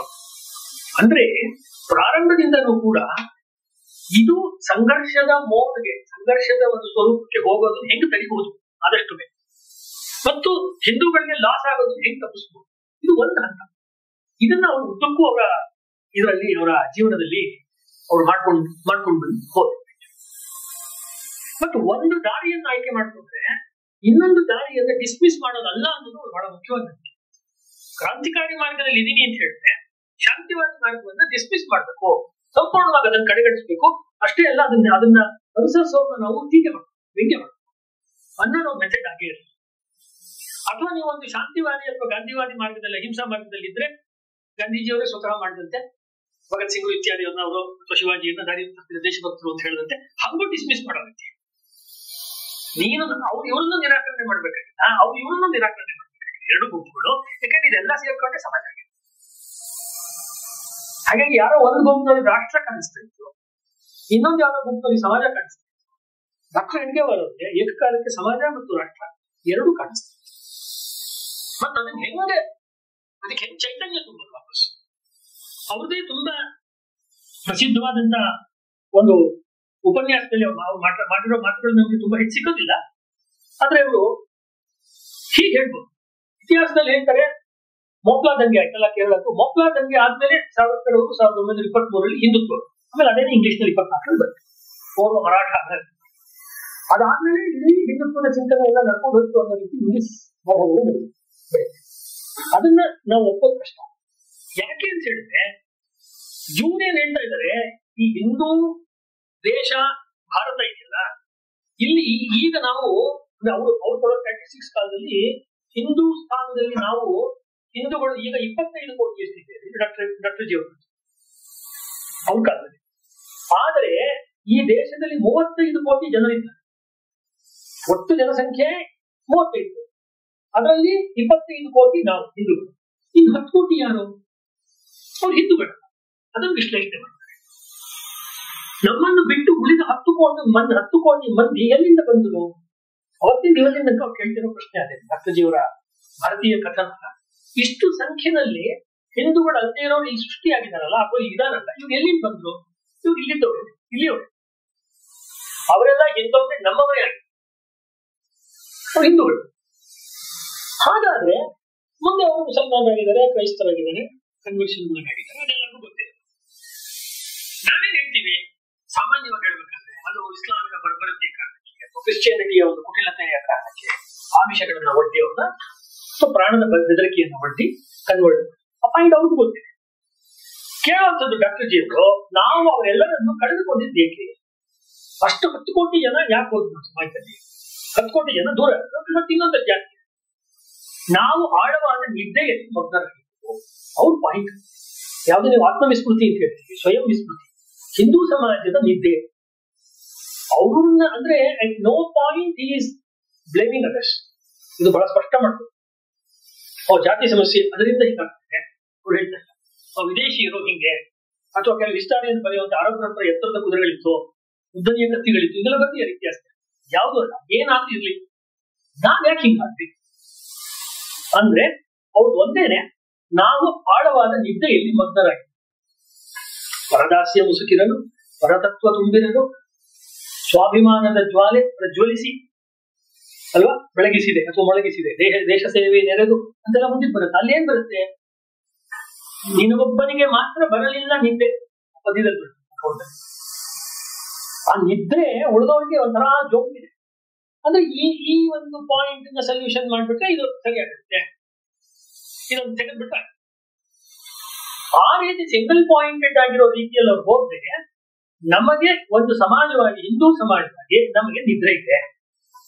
ನಮ್ಮ ಅಜಾಗರೂಕತೆಯ ಕಾರಣಕ್ಕೆ, ನಮ್ಮ ಅನ್ಕಾನ್ಶಿಯಸ್ನೆಸ್ ಕಾರಣಕ್ಕೆ ನಾವು ವರ್ಷದಿಂದ ವರ್ಷಕ್ಕೆ ಅಥವಾ ದಶಕದಿಂದ ದಶಕಕ್ಕೆ ಹಿಂದೂಗಳಾಗಿದ್ದವರು ಬೇರೆ ಬೇರೆ ಗುಂಪುಗಳಿಗೆ ಅಥವಾ ಬೇರೆ ರಿಲಿಜನ್ಗಳಿಗೆ ಅಥವಾ ಬೇರೆ ಬೇರೆ ಐಡಿಯಾಲಜಿಗಳಿಗೆ ಹೋಗ್ತಾ ಇದ್ದಾರೆ. ಇದಕ್ಕೆ ಆ ವಿಚಾರಗಳು ಅಥವಾ ಅವರ ಒಂದು ಸ್ಟೈಲ್ಗಳು ಅಷ್ಟು ಸ್ಟ್ರಾಂಗ್ ಇದೆ ಅಂತ ಹೇಳಿದ್ರೆ ಏನು ಉಪಯೋಗ ಇಲ್ಲ. ಅದೇನಾಗುತ್ತೆ, ಹಿಂದಿಯಲ್ಲಿ ಹೇಳ್ತಾರೆ ಮಹಿಮಾ ಮಂಡಲ, ಇದು ಶತ್ರುವಿನ ವೈಭವೀಕರಣ ಮಾಡಿದಾಗ ನಮ್ಮ ಇವತ್ತಿನ 190 ಯೂಟ್ಯೂಬ್ಗಳು ಅದನ್ನೇ ಮಾಡ್ತಾರೆ. 10 ವರ್ಷದಲ್ಲಿ ಹಿಂದೂಗಳ ಕಥೆ ಮುಗಿತು, ಆ ವರ್ಲ್ಡ್ ಅಂತ ನಾವೇ ಡೋಮ್ಸ್ ಡೇ ದಿನ ಬರುತ್ತೆ, ದಿನ ಒಂದು 100 ಬರುತ್ತೆ, ಮುಗಿದೋಯ್ತು ನಮ್ಮ ಕತೆ. ಏನ್ ಮಾಡೋಣ ಇವಾಗ? EMI ಕಟ್ಬಿಡ್ತಾ ಇದೀವಿ, ಸಾಲ ಮಾಡ್ಕೊಂಡಿದೀವಿ, ಎಲ್ಲೋ ಬೇಡ, ಇನ್ನು ಮಕ್ಕಳು ಮರಿಯೆಲ್ಲ ಬೆಳಿಬೇಕಲ್ಲ, ಈ ಪೀಳಿಗೆ ಅವ್ರನ್ನ ನಡೆಸಿದ್ರು. ಇದು ಅವ್ರಿಗಿಂತ ಮುಂಚೆನೆ ಒಬ್ರು ಡಾಕ್ಟರ್ ಹೆಡ್ಗೇವಾರ್ ಅವ್ರಿಗಿಂತ ಪ್ರಾರಂಭದಲ್ಲೇನೆ ಈ ಹಿಂದೂ ವಿಚಾರವನ್ನ ಹೇಳ್ಬೇಕಾದ್ರೆ ಈ ರೀತಿಯ ಒಂದು ಭಾವನೆಯನ್ನ ಬೇರೆಯವರು ಕೂಡ ಆಗ್ಲೇನೆ ಒಂದು ಮಾಡ್ತಾ ಇದ್ರು. ಅದನ್ನು ಕೂಡ ನಾವು ನೋಡ್ಬೋದು. 1909 ಇಸ್ವಿನಲ್ಲಿ ಇದು ನಮ್ಮ ಇಲ್ಲಿರ್ತಕ್ಕಂಥ ಎಲ್ಲ ಚಿಂತಕರು ಎಲ್ಲ ಇದ್ದೀರಾ, ನೀವು ಗಮನಕ್ಕೆ ತರಬೇಕಾದ್ರು, ಬಂಗಾಳದಲ್ಲಿ UN ಮುಖರ್ಜಿ ಹಿಂದುತ್ವದ ಬಗ್ಗೆ ಮೊದಲು ಪದದ ದೃಷ್ಟಿಯಿಂದ ಕಾಯಿನ್ ಮಾಡಿ ಚರ್ಚೆ ಮಾಡಕ್ ಶುರು ಮಾಡಿದವರು ಅವರು. ಸಾವರ್ಕರ್ ಅವ್ರು ಬರಕ್ ಮುಂಚೆನೆ 108 ಡೆಫಿನಿಷನ್ಸ್ ಇತ್ತು ಹಿಂದುತ್ವಕ್ಕೆ, ಮೊದಲೇನೇನಲ್ಲ. ಆದ್ರೆ ಇದು ನಿಂತ್ಕೊಳ್ಳಿ, ಸಾವರ್ಕರ್ ಕೊಟ್ಟ ಡೆಫಿನಿಷನ್ ಉಳಿತು ಕಾಲದ ಒಂದು ಪ್ರವಾಹದಲ್ಲಿ. 1909ರಲ್ಲಿ ಕೆಲವು ಚಿಂತಕರು ಹಿಂದೂಗಳ ಕಥೆ ಮುಗೀತು. ಯಾವಾಗ? 1909ರಲ್ಲಿ ಮುಗೀತು. ಇನ್ನು 2025 ನಾವು ಇಷ್ಟೊಂದು ಸೇರ್ಕೊಂಡಿದ್ದೀವಿ. ಇಬ್ಬರು ಚಿಂತಕರು ತರ್ಕಬದ್ಧವಾಗಿ ಹಿಂದೂಗಳ ಸಮಾಪ್ತಿ ಆಗ್ತಾ ಇದೆ, ಹಿಂದೂ ನಾಗರಿಕತೆ ಸಮಾಪ್ತಿ ಆಯ್ತು ಅಂತ ಬರೆದಿದ್ರು. ಅದರೊಳಗೆ ಒಬ್ರು UN ಮುಖರ್ಜಿ ಅವರೊಂದು ಮಾತು ಹೇಳಿದ್ರು, Hindu is a dying race. ಇದೊಂದು ಮರಣದ ಕಡೆ, ಮರಣೋನ್ಮುಖವಾದ ಜನಾಂಗ, ಇವ್ರ ಕಥೆ ಇಲ್ಲ. ಸೊ ಇದನ್ನ ಅನೇಕರು ಕೂಡ ಬೇರೆ ಬೇರೆ ಲೇಖಕರುಗಳು, ಅವರು ರಷ್ಯಾದ ಒಬ್ಬ ಲೇಖಕಿ ಅದೇ ಮಾತನ್ನೇ ಹೇಳಿದ್ರು. ಗ್ರೀಕಿನ ಲೇಖಕ, ಗ್ರೀಸ್ ದೇಶ, ಅದನ್ನ ಬಾಬಾರಾವ್ ಸಾವರ್ಕರ್ ಮುನ್ನುಡಿಯನ್ನು ಕೂಡ ಬರೆದಿತ್ತು. ಅಂದ್ರೆ ವಾರ್ನಿಂಗ್ ಟು ದಿ ಹಿಂದೂಸ್ ಅಂತ ಹೇಳಿ ಪುಸ್ತಕದಲ್ಲಿ ಗ್ರೀಕ್ ಸಂಸ್ಕೃತಿ ಹೆಂಗ್ ನಾಶವಾಯಿತು, ಹೀಗೆ ನೀವು ನಾಶ ಆಗ್ಬಿಡ್ತೀರಾ, ಎಚ್ಚರಿಕೆ ಅಂತ ಆಕೆ ಗ್ರೀಕ್ ಮಹಿಳೆ ಎಚ್ಚರಿಕೆ ಕೊಟ್ಟಿದ್ದು ಬಾಬಾರಾವ್ ಸಾವರ್ಕರ್, ಯಾರು ಡಾಕ್ಟರ್ ಜಿ ಅವ್ರ ಜೊತೆ RSS ನ ಬೇರೆ ಬೇರೆ ಚಟುವಟಿಕೆಗಳಲ್ಲಿ ತೊಡಕೊಂಡಿದ್ದು, ಅವರು ಅದಕ್ಕೆ ಮುನ್ನುಡಿಯನ್ನು ಬರೆದಿದ್ರು. ಅಂದ್ರೆ ಆ ಕಾಲದಲ್ಲಿ ಆತಂಕ ಇದ್ದಿದ್ದು ನಿಜ. ಈಗ ಸ್ವಲ್ಪ ಮುಂದಕ್ಕೆ ಹೋಗೋಣ. Very interesting. ನಾವು ಥಿಂಗ್ಸ್ ಬಿಕಮ್ ಮೋರ್ ಇಂಟ್ರೆಸ್ಟಿಂಗ್. ಯಾಕಂಗ ಅನ್ಸತ್ ನಮ್ಗೆ ಹಿಂದೂಗಳಿಗೆ ಭವಿಷ್ಯ ಇಲ್ಲ ಅಂತ? ಹಾಗಾಗಿ ಅದು ಈಗ ಇವತ್ತ ಯಾಕನ್ಸುತ್ತೆ ಅಂತ ಹೇಳಿದ್ರೆ, ಒಂದು ನಮಗೆ ಇರುವಂತ ಒಂದು ಪರಂಪರೆ, ನಮಗಿರುವಂತ ಒಂದು ಚೈತನ್ಯಮಯವಾದ ಹಿಸ್ಟ್ರಿ, ಸಾವಿರಾರು ವರ್ಷಗಳ 5,000 ಆಗಲಿ 10,000 ಆಗಲಿ, ಒಟ್ಟಲ್ಲಿ ದೀರ್ಘಕಾಲದ ಇತಿಹಾಸ ಇದೆಯಲ್ಲ, ಇದ್ರ ಬಗ್ಗೆ ನಂಬಿಕೆ ಇರೋ ಚಿಂತನೆ ಒಂದು ಗುಂಪಿದೆ. ಹಿಂದೂ ವಿಚಾರ ಹೇಳೋರೊಳಗೆ ನಾನು ಇದು ಈ ತರದ್ ಎಷ್ಟೊಂದು ನೋಡಿದೀವಿ, ಇದೇನ್ ದೊಡ್ಡದಲ್ಲ ಇದು, ಈ ಸರ್ತಿನೂ ನಾವು ಹೇಗಾದ್ರೂ ಮಾಡಿ ಮತ್ತೆ ಗೆದ್ದು ಬರ್ತೀವಿ ನಾವು ಅನ್ನೋದು ಒಂದು. ಉದಾಹರಣೆಗೆ ನೆಹರು ಅವರು ಆದ್ಮೇಲೆ ಒಂದು ಸಾವರ್ಕರ್ ಕೇಳೋದು ಹೂ ಇಸ್ ಆಫ್ಟರ್ ನೆಹರು ಅಂತ, ನೆಹರು ಚಂದ್ರಗುಪ್ತನ, ಈ ದೇಶದಲ್ಲಿ ಎಂತೆಂತ ರಾಜರು ಬಂದಿದ್ದಾರೆ, ಇನ್ನೊಬ್ಬ ಹುಡುಗರ್ತಾನೆ ಬಿಡಿ ಅಂತ ಅವ್ರು ಹೇಳಿರೋ ಕಾನ್ಫಿಡೆನ್ಸ್ ಇತ್ತು. ಅಥವಾ ಯಾವುದೋ ಒಂದು ಮದುವೆ ಮನೆಯಲ್ಲೋ ಅಥವಾ ಒಂದು ಸುಮ್ಮಿಗೆ ತಮಾಷೆಯ ಕಾರ್ಯಾಲಯದಲ್ಲೋ ಸುಮ್ಮನೆ ದಿಂಬುಗಳನ್ನ ಎತ್ಕೊಂಡು ಆಟ ಆಡ್ಕೊಂಡು ಅಥವಾ ಬಿಸಾಕಿ ಆಟ ಆಡುವಾಗ ಯಾರೋ ಒಬ್ಬ ಹೇಳಿದ್ರಂತೆ, ಡಾಕ್ಟರ್ ಹೆಡ್ಗೇವಾರ್ ಅವರು ಇರೋವಾಗ್ಲೇನೆ, ಈ ದೇಶದಲ್ಲಿ ಇದು ಯಾವ ಮೂರ್ಖ ಹೇಳ್ತಾನೆ ಇದು ಹಿಂದೂ ರಾಷ್ಟ್ರ ಅಂತ ಹೇಳಿ. ಅದು ಒಂದು ತಮಾಷೆಯಾಗಿ ಇದ್ದಿದ್ದು, ವಾತಾವರಣ ಸೀರಿಯಸ್ ಆಗ್ಬಿಟ್ಟು ಡಾಕ್ಟರ್ ಹೆಡ್ಗೇವಾರ್ ಹೇಳಿದ್ದು, ನಾನು ಕೇಶವ ಬಿಳಿರಾಮ್ ಹೆಡ್ಗೇವಾರ್ ಹೇಳ್ತೀನಿ ಇದು ಹಿಂದೂ ರಾಷ್ಟ್ರ. ಆಮೇಲೆ ನೆಕ್ಸ್ಟ್ ಅಬ್ಸರ್ವ್ ಮಾಡಿ ಮಾತು, ಅದು ನಮ್ಗೆ ವೈಚಾರಿಕ ಚರ್ಚೆಗೆ ಗುಣಾಗಿ. ಈ ದೇಶದಲ್ಲಿ ಒಬ್ಬನೇ ಒಬ್ಬ ವ್ಯಕ್ತಿ ಹಿಂದೂವಾಗಿ ಉಳಿಯೋ ತನಕ ಇದು ಹಿಂದೂ ರಾಷ್ಟ್ರ. ಒಬ್ಬನೇ ಒಬ್ಬ ಇದೆ, ಇವತ್ತಿನ ಲೆಕ್ಕಕ್ಕೆ ಒಬ್ಬನೇ ಅಂತ 100 ಇಟ್ಕೊಳ್ಳಿ, 1,000 ಇಟ್ಕೊಳ್ಳಿ, ಒಬ್ಬನೇ. ನಾವು ಹೇಳ್ತಿರೋದು don't go by numbers, don't go by demography. ಇಡೀ ಅಂಬೇಡ್ಕರ್ ಅವ್ರ ಚರ್ಚೆ, ಇಡೀ ಲೋಹಿಯಾ ಅವ್ರ ಚರ್ಚೆ, ಇಡೀ ಹಿಂದೂ ಮಹಾಸಭಾ ಚರ್ಚೆ, ಇಡೀ ಮುಸ್ಲಿಂ ಲೀಗ್ ಚರ್ಚೆ ಎಲ್ಲ ನಡೀತಾ ಇರೋದು ಡೆಮೋಗ್ರಫಿ. ಡಿಫರೆನ್ಸ್ ನಿಮ್ಗೆ ಹೇಳ್ತಾ ಇದ್ದೀನಿ, ಯಾರು ಸರಿ ಯಾರು ತಪ್ಪು ಅನ್ನೋಂಥದ್ದಲ್ಲ. 3 ಜನ ವ್ಯಕ್ತಿಗಳನ್ನು ಇಟ್ಕೊಂಡು ನಾವು ನೋಡ್ಬೇಕಾದ್ರೆ ಜನಸಂಖ್ಯೆ ಕುಗ್ಗಿದರೆ ನಮ್ಮಲ್ಲಿ ಇದೆಯಲ್ಲ ವಿವೇಕಾನಂದದ್ದು ಮತ್ತು ಸಂಘದಲ್ಲೂ ಕೂಡ ಮತ್ತೆ ಹೇಳುವಂತ ಮಾತುಗಳು, ಮತಾಂತರವೆಂದರೆ ರಾಷ್ಟ್ರಾಂತರ ಅನ್ನೋ ಪದ ಇದೆ ಅಲ್ವಾ. ಸ್ವಲ್ಪ ಅದಕ್ಕಿಂತ ಡಾಕ್ಟರ್ ಜಿ ಅವರ ಅಭಿಪ್ರಾಯ ಬೇರೆ ಇದೆ. ಮೂಲದ ಉಪನ್ಯಾಸಗಳ ಮಾತುಗಳು, ಅಳುದುಳಿದ ಮಾತುಗಳು ಸಿಕ್ಕಿದೆಯೋ ನೋಡಿದ್ರೆ, ಎಲ್ಲಿ ತನಕ ನಮ್ಮ ಸೈನ್ಯದಲ್ಲಿ, ಈಗ ಮಹಾಭಾರತ ತಗೊಳ್ಳಿ, ನಮ್ಮ ಸೈನ್ಯದಲ್ಲಿ 7 ಅಕ್ಷವಿಣಿ ಇದೆ, ಅವ್ರ ಸೈನ್ಯದಲ್ಲಿ 11 ಅಕ್ಷವಿಣಿ ಇದೆ. ಸಂಖ್ಯಾಬಲ ನೋಡಿದ್ರೆ ಅವರೇ ಗೆಲ್ಬೇಕಲ್ವಾ? ಹಂಗಲ್ಲ, ನಮ್ಮಂತ ಧರ್ಮ ಇದೆ, ನಾವು ಧರ್ಮದ ಯುದ್ಧ ಮಾಡ್ತಾ ಇದ್ವಿ, ಅವ್ರು ಅಧರ್ಮದ ಮಾಡ್ತಾ ಇದ್ದಾರೆ. ಅದೇ ಅದೊಂದು ಸೆಣಸಾಟ ಮಾಡೋ ಒಂದು ವಿಚಾರದ ಒಂದು ಗದೆನೋ ವಿಚಾರದ ಕತ್ತಿನೋ ಇದೆ ಜೊತೆನಲ್ಲಿ. ಸೈನ್ಯದ ಕತ್ತಿ ಅಥವಾ ಗದೆ ಅಥವಾ ಕುದುರೆ ಜೊತೆಗೆ ಒಂದು ಪವರ್ಫುಲ್ ಆಗಿರೋ ಒಂದು ಮೆಸೇಜ್ ಇಟ್ಕೊಂಡಿದ್ದು ನಾವು ಹೋರಾಟ ಮಾಡ್ತೀವಿ. ಹಾಗಾಗಿ ನಾವು ವಾಪಸ್ಸು ಮೇಲಕ್ಕೆ ಬಂದೇ ಬರ್ತೀವಿ. ಈ ಅರ್ಥದಿಂದ ಸುತ್ತ 5-6 ಶತ್ರುಗಳು ಇದ್ದಾಗ ಹಿನ್ನೆಲೆ ಸಾಮ್ರಾಜ್ಯವನ್ನು ಕಟ್ಟಿದಂತ ಶಿವಾಜಿ ಇವ್ರು ಯಾವಾಗ್ಲೂ ಆದರ್ಶ. ಆ ಶಿವಾಜಿಗೆ ಮಾರ್ಗದರ್ಶನ ಮಾಡಿದಂತ ಸಮರ್ಥ ರಾಮದಾಸ್, ಇಲ್ಲಿಂದ ನಾನು ಮಾತನ್ನು ಶುರು ಮಾಡಿದೆ, ಅವರು ಡಾಕ್ಟರ್ ಜಿ ಅವರಿಗೆ ಆದರ್ಶ. ಅಂದ್ರೆ ಒಂದು ಹಿಂದೂ ಸಮಾಜದ ಆತಂಕವನ್ನ ರಾಜಕೀಯವಾಗಿ ಸ್ವಲ್ಪ ಇದನ್ನು ಬಿಡಿಸಿ ಇರೋದು, politically understanding the flight of the Hindus. ಅವತ್ತಾಗ್ಲಿ ಇವತ್ತಾಗ್ಲಿ ಹಿಂದೂಗಳ ಸಮಸ್ಯೆ, ಹಿಂದೂಗಳನ್ನು ರೆಪ್ರೆಸೆಂಟ್ ಮಾಡೋ ಒಂದು ಸರ್ಕಾರ ಇದೆ, ಹಿಂದೂಗಳನ್ನು ರೆಪ್ರೆಸೆಂಟ್ ಮಾಡೋ ಒಂದು ಪಕ್ಷ ಇಲ್ಲ. ಎಲ್ಲ ಹಿಂದೂ ಹೆಸರು ಹೇಳ್ಕೊಂಡು ಬರ್ತಾರೆ, ಆಮೇಲೆ ಅವರೆಲ್ಲ ಲಾಬಿ ಮಾಡ್ತಾರೆ. ಹೀಗೆ ಆ ಕಾಲದಲ್ಲಿ ಹೇಳ್ತಾರೆ, ಈ ಕಾಲದಲ್ಲಿ ಅದು ಒಂದ್ ಲೆಕ್ಕ. ಅದಲ್ಲ, ನಾವು ಮಾಡ್ತಿರುವಂತ ಚಿಂತನೆ, ನಾವು ಮಾಡ್ತಿರುವಂತ ಆಕ್ಷನ್, ಕಾರ್ಯಪದ್ಧತಿ ಅಂತ ನಾವು ಹೇಳಿದ್ವಿ, ಇದು ರಾಜಕೀಯಾತ್ಮಕವಾದಲ್ಲ, ಇದು ಸಾಂಸ್ಕೃತಿಕವಾದ್ದು, ಇದು ಸಾಮಾಜಿಕವಾದ್ದು. ನಾವು ಮಾಡ್ತಿರುವಂತ ಈ ಇಡೀ ಕೆಲಸ ಸೋಷಿಯಲ್ ಅಂಡ್ ಕಲ್ಚರಲ್ ಕೆಲಸವೇ ಹೊರತು ಇದು ಪೊಲಿಟಿಕಲ್ ಅಲ್ಲ. ಅನೇಕ ಸಂದರ್ಭಗಳಲ್ಲಿ ಬಂದು ಹಿಂದೂ ಮಹಾಸಭಾ ಜೊತೆ ನನಗೆ ಭಿನ್ನಾಭಿಪ್ರಾಯಗಳು ಮತ್ತು ಸ್ನೇಹ ಪೂಜೆಗಾಗ್ಲಿ ವೀರ ಸಾವರ್ಕರ್ ಆಗ್ಲಿ ಅದು ತುಂಬಾ ಬೇಕಾಗಿತ್ತು. ಆದ್ರೆ ಇನ್ನೂ ಅನೇಕರು ಮಾಳವೀಯರು ಇಲ್ಲ. ಮದನ್ ಮೋಹನ್ ಮಾಳವೀಯರು ಅವರು ಕೇಳ್ತಾರೆ, RSS ಪ್ರಾರಂಭ ಮಾಡಿದ್ಮೇಲೆ ನಾನು ಅಲ್ಲಿ ಇಲ್ಲಿ ಬೇಕಾದಷ್ಟು ಕಡೆ ಚಂದ ಎಲ್ಲ ಎತ್ತಿ ಹಿಂದೂ ಮಹಾಸಭಾ ಇದನ್ನ ಬನಾರಸ್ ಹಿಂದೂ ಯೂನಿವರ್ಸಿಟಿ ಕಟ್ಟಿದ್ದೀನಿ, ನಿಮಗೂ ಏನಾದ್ರು ನನ್ನ ಫಂಡ್ ಕಲೆಕ್ಟ್ ಮಾಡ್ಕೊಡ್ಬೇಕಂತ ಕೇಳ್ತಾರೆ. ಇಲ್ಲ, ನನಗೆ ಫಂಡ್ ಬೇಡ, ನಿಮ್ಮಂತ ಹಿರಿಯರ ಆಶೀರ್ವಾದ ಬೇಕು. ವಾಪಸ್ ಅವ್ರು ಹೇಳ್ತಾ ಇರೋದು ಆ ವ್ಯಕ್ತಿ ಮಾಸ್ ಮೂವ್ಮೆಂಟ್ ಅಂತ ನಾವು ಶುರು ಮಾಡಿದ್ರಲ್ಲ, ಕೇಶವ ಚಂದ್ರ ಸೇನ್ನಿಂದ ಹಿಡಿದು ಲೋಹಿಯಾ ಅವರು ಅಥವಾ ಅಂಬೇಡ್ಕರ್ ಅವ್ರ ತನಕ, ಅವರು ಇಂಡಿವಿಜುವಲ್ ಆಗಿರೋ ವ್ಯಕ್ತಿಗೆ ಗಮನ ಕೊಟ್ಟು ಅವರನ್ನ ಬೆಳೆಸಬೇಕು, ಅವ್ರಿಗೊಂದು ಪ್ರೇರಣೆಯನ್ನ ಕೊಡಬೇಕು, ಅಥವಾ ಅವರಲ್ಲಿ ಒಂದು ಹಿಂದೂ ನೈತಿಕತೆಯನ್ನ ಅಥವಾ ಒಂದು ಕ್ಷಾತ್ರವನ್ನ ಜಾಗೃತ ಮಾಡಬೇಕು ಅನ್ನೋಕ್ಕಿಂತ ಈ ಪ್ರಾಬ್ಲಮ್ ಇದೆ, ಈ ಪ್ರಾಬ್ಲಮ್ ನಾವು ಡಿಸ್ಮೈಂಟಲ್ ಮಾಡಬೇಕು. ಅಂದ್ರೆ ಯಾರು ತಪ್ಪಾಗಿ ತಿಳಿಯಲ್ಲ ಅನ್ನೋದಾದ್ರೆ ಈ ಶಬ್ದದಲ್ಲಿ ಹೇಳ್ತೀವಿ, ಮ್ಯಾನೇಜ್ಮೆಂಟ್ ಶಬ್ದವನ್ನು ಬಳಸಿ. IT ಮ್ಯಾನೇಜ್ಮೆಂಟ್ ಅಲ್ಲಿ ಒಂದು ಪದ ಇದೆ, ಫೈಟಿಂಗ್ ಮೋಡ್ ಅಂತ ಇದೆ. ಬೆಂಕಿ ಬರ್ತಾ ಇದೆ, ನೀರು ತಗೊಂಡು ಹಾರಿಸು, ಅಥವಾ ಮಣ್ಣು ತಗೊಂಡು ಹಾರಿಸು, ಮತ್ತೆ ಬೆಂಕಿ ಅಲ್ಲಿ ಬರುತ್ತೆ ಹಾರಿಸು. ಬಗ್ಗೆ ಬರ್ತಾನೆ ಇರುತ್ತೆ. ಎಲ್ಲಿಂದ ಮೂಲ ಬರ್ತಾ ಇದೆ ಅಂತ ಹುಡುಕಿ ಅದೊಂದು 50 ವರ್ಷ ಬರೆದಂಗೆ ನಿಲ್ಲಿಸ್ಬೇಕಲ್ಲ. ಇವ್ರ ಮಾದರಿ ಆ ರೀತಿ ಸಮಸ್ಯೆಗೆ ಅವಾಗ ಪರಿಹಾರವನ್ನು ಕೊಡ್ತಾ ಹೋದಾಗ you are fighting the battle outside. ಅದು ಬೇಕು, ಅದನ್ನು ಅವ್ರು ಮಾಡಿದ್ದಾರೆ. ನಾಗ್ಪುರದಲ್ಲಿ ಲಕ್ಷ್ಮೀ ಪೂಜೆ ಸಂದರ್ಭದಲ್ಲಿ ಮುಸಲ್ಮಾನ ಯುವಕರು ಹಿಂದೂ ಯುವತಿಯರನ್ನ ಛೇಡಿಸ್ತಾ ಇದ್ದಾಗ ಅದಕ್ಕೆ ಒಂದು ತಂಡವನ್ನು ಕಟ್ಟಿ ಅದಕ್ಕೆ ಅವ್ರಿಗೇನ್ ಪಾಠವನ್ನು ಕಲಿಸ್ಬೇಕೋ ಕಲಿಸೋದು ಆ ರೀತಿ ಇದೆ. ಇಲ್ವೇ ಇಲ್ಲ ಅಂತ ನಾನು ಹೇಳ್ತಿಲ್ಲ. ಹಿಂದೂಗಳಲ್ಲಿ ಶಾಶ್ವತವಾಗಿ ಕ್ಷಾತ್ರ ಗುಣ ಶಾಶ್ವತವಾಗಿ ನೆಲೆಗೊಳ್ಬೇಕಾದ್ರೆ ಏನಾದ್ರು ಮೆಕ್ಯಾನಿಸಮ್ ಇದೆಯಾ, ಅದಕ್ಕೆ ನಾವು ಒಂದು ಮಾಡೆಲ್ ನ ತಯಾರು ಮಾಡೋಕ್ಕಾಗತ್ತಾ ಅನ್ನೋದನ್ನ ಅವರು ದೀರ್ಘವಾಗಿ ಯೋಚನೆ. ಪ್ರಾಯಃ ಅವ್ರಿಗೆ ಹಿಂದೂ ಸಮಾಜದ ಸ್ಥಿತಿ, ದುಸ್ಥಿತಿ ಅಥವಾ ಪರಿಸ್ಥಿತಿ ಇವುಗಳ ಚಿತ್ರಣ ಅವರಿಗೆ ರಾಮದಾಸರ ಬರವಣಿಗೆಯಿಂದ ಅವರಿಗೆ ಚೆನ್ನಾಗಿ ಸಿಕ್ಕಿತ್ತು ಅಂತ ಹೇಳ್ಬೋದು. ಈ ಉದಾಹರಣೆಗೆ ಹಿಂದೂಗಳಲ್ಲಿ ಇರ್ತಕ್ಕಂಥ ಬಹಳ ದೊಡ್ಡ ಗುಣ ಏನಪ್ಪಾ, ನಮ್ಮೆಲ್ಲರೊಂದು ಇರ್ತಕ್ಕಂಥದ್ದು ಬಹಳ ದೊಡ್ಡ ಆಧ್ಯಾತ್ಮ ಗುಣ. ಆಧ್ಯಾತ್ಮ ಗುಣವನ್ನು ಇವರು ಒಪ್ಕೊಳ್ತಿದ್ರು.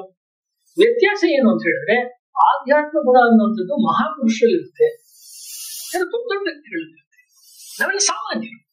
ಯಾರೋ ಶಿವಾಜಿಲಿರುತ್ತೆ, ಯಾರೋ ಲೋಕಮಾನ್ಯ ತಿಲಕಲ್ಲಿರುತ್ತೆ, ಬೇಡ ಗಾಂಧೀಜಿಯವರಲ್ಲಿರುತ್ತೆ. ಹೀಗೆ ಆ ಕಾಲದಲ್ಲಿ ಯಾರಿದ್ರು ಅವರಲ್ಲಿ ಅದೆಲ್ಲ ಇರುತ್ತೆ ಅನ್ನುವ ರೀತಿಯಲ್ಲಿ ಇರುವ ಈ ಅವತಾರವಾದ ಇದೆಯಲ್ಲ, ಅವತಾರವಾದ ಅಂದ್ರೆ ಎಷ್ಟೇ ಚೆನ್ನಾಗಿದ್ರು ಕೂಡ ಹಿಂದೂ ಸಮಾಜದ ಸ್ವರಕ್ಷಣೆಗೆ ಅಥವಾ ಅದರ ಲಾಂಗಿವಿಟಿಗೆ, ಅದರ ದೀರ್ಘವಾದ ಆಯುಷ್ಯಕ್ಕೆ ಇದು ಉಪಯೋಗ ಬರುತ್ತಾ.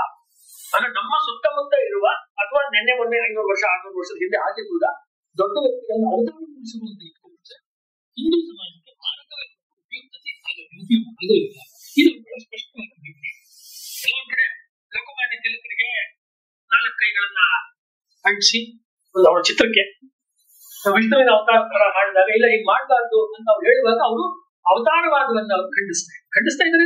ಅಂದ್ರೆ ವೈಚಾರಿಕವಾದದನ್ನು ಖಂಡಿಸ್ತೀನಿ, ಲೇಖನ ಬರೀತೀನಿ ಹಂಗಲ್ಲ, ಏನ್ ಮಾಡ್ಬೇಡಿ, ಅದು ಕಷ್ಟ, ಅದು ಸಾಧ್ಯ, ಅದು ಕಷ್ಟ sir, it's possible, difficult but possible ಅನ್ನುವಷ್ಟನ್ನು ಅವರು ಯಾವತ್ತೂ ಅವ್ರು ಇದನ್ನ ಕೊಡ್ತಾ ಹೋಗಿ.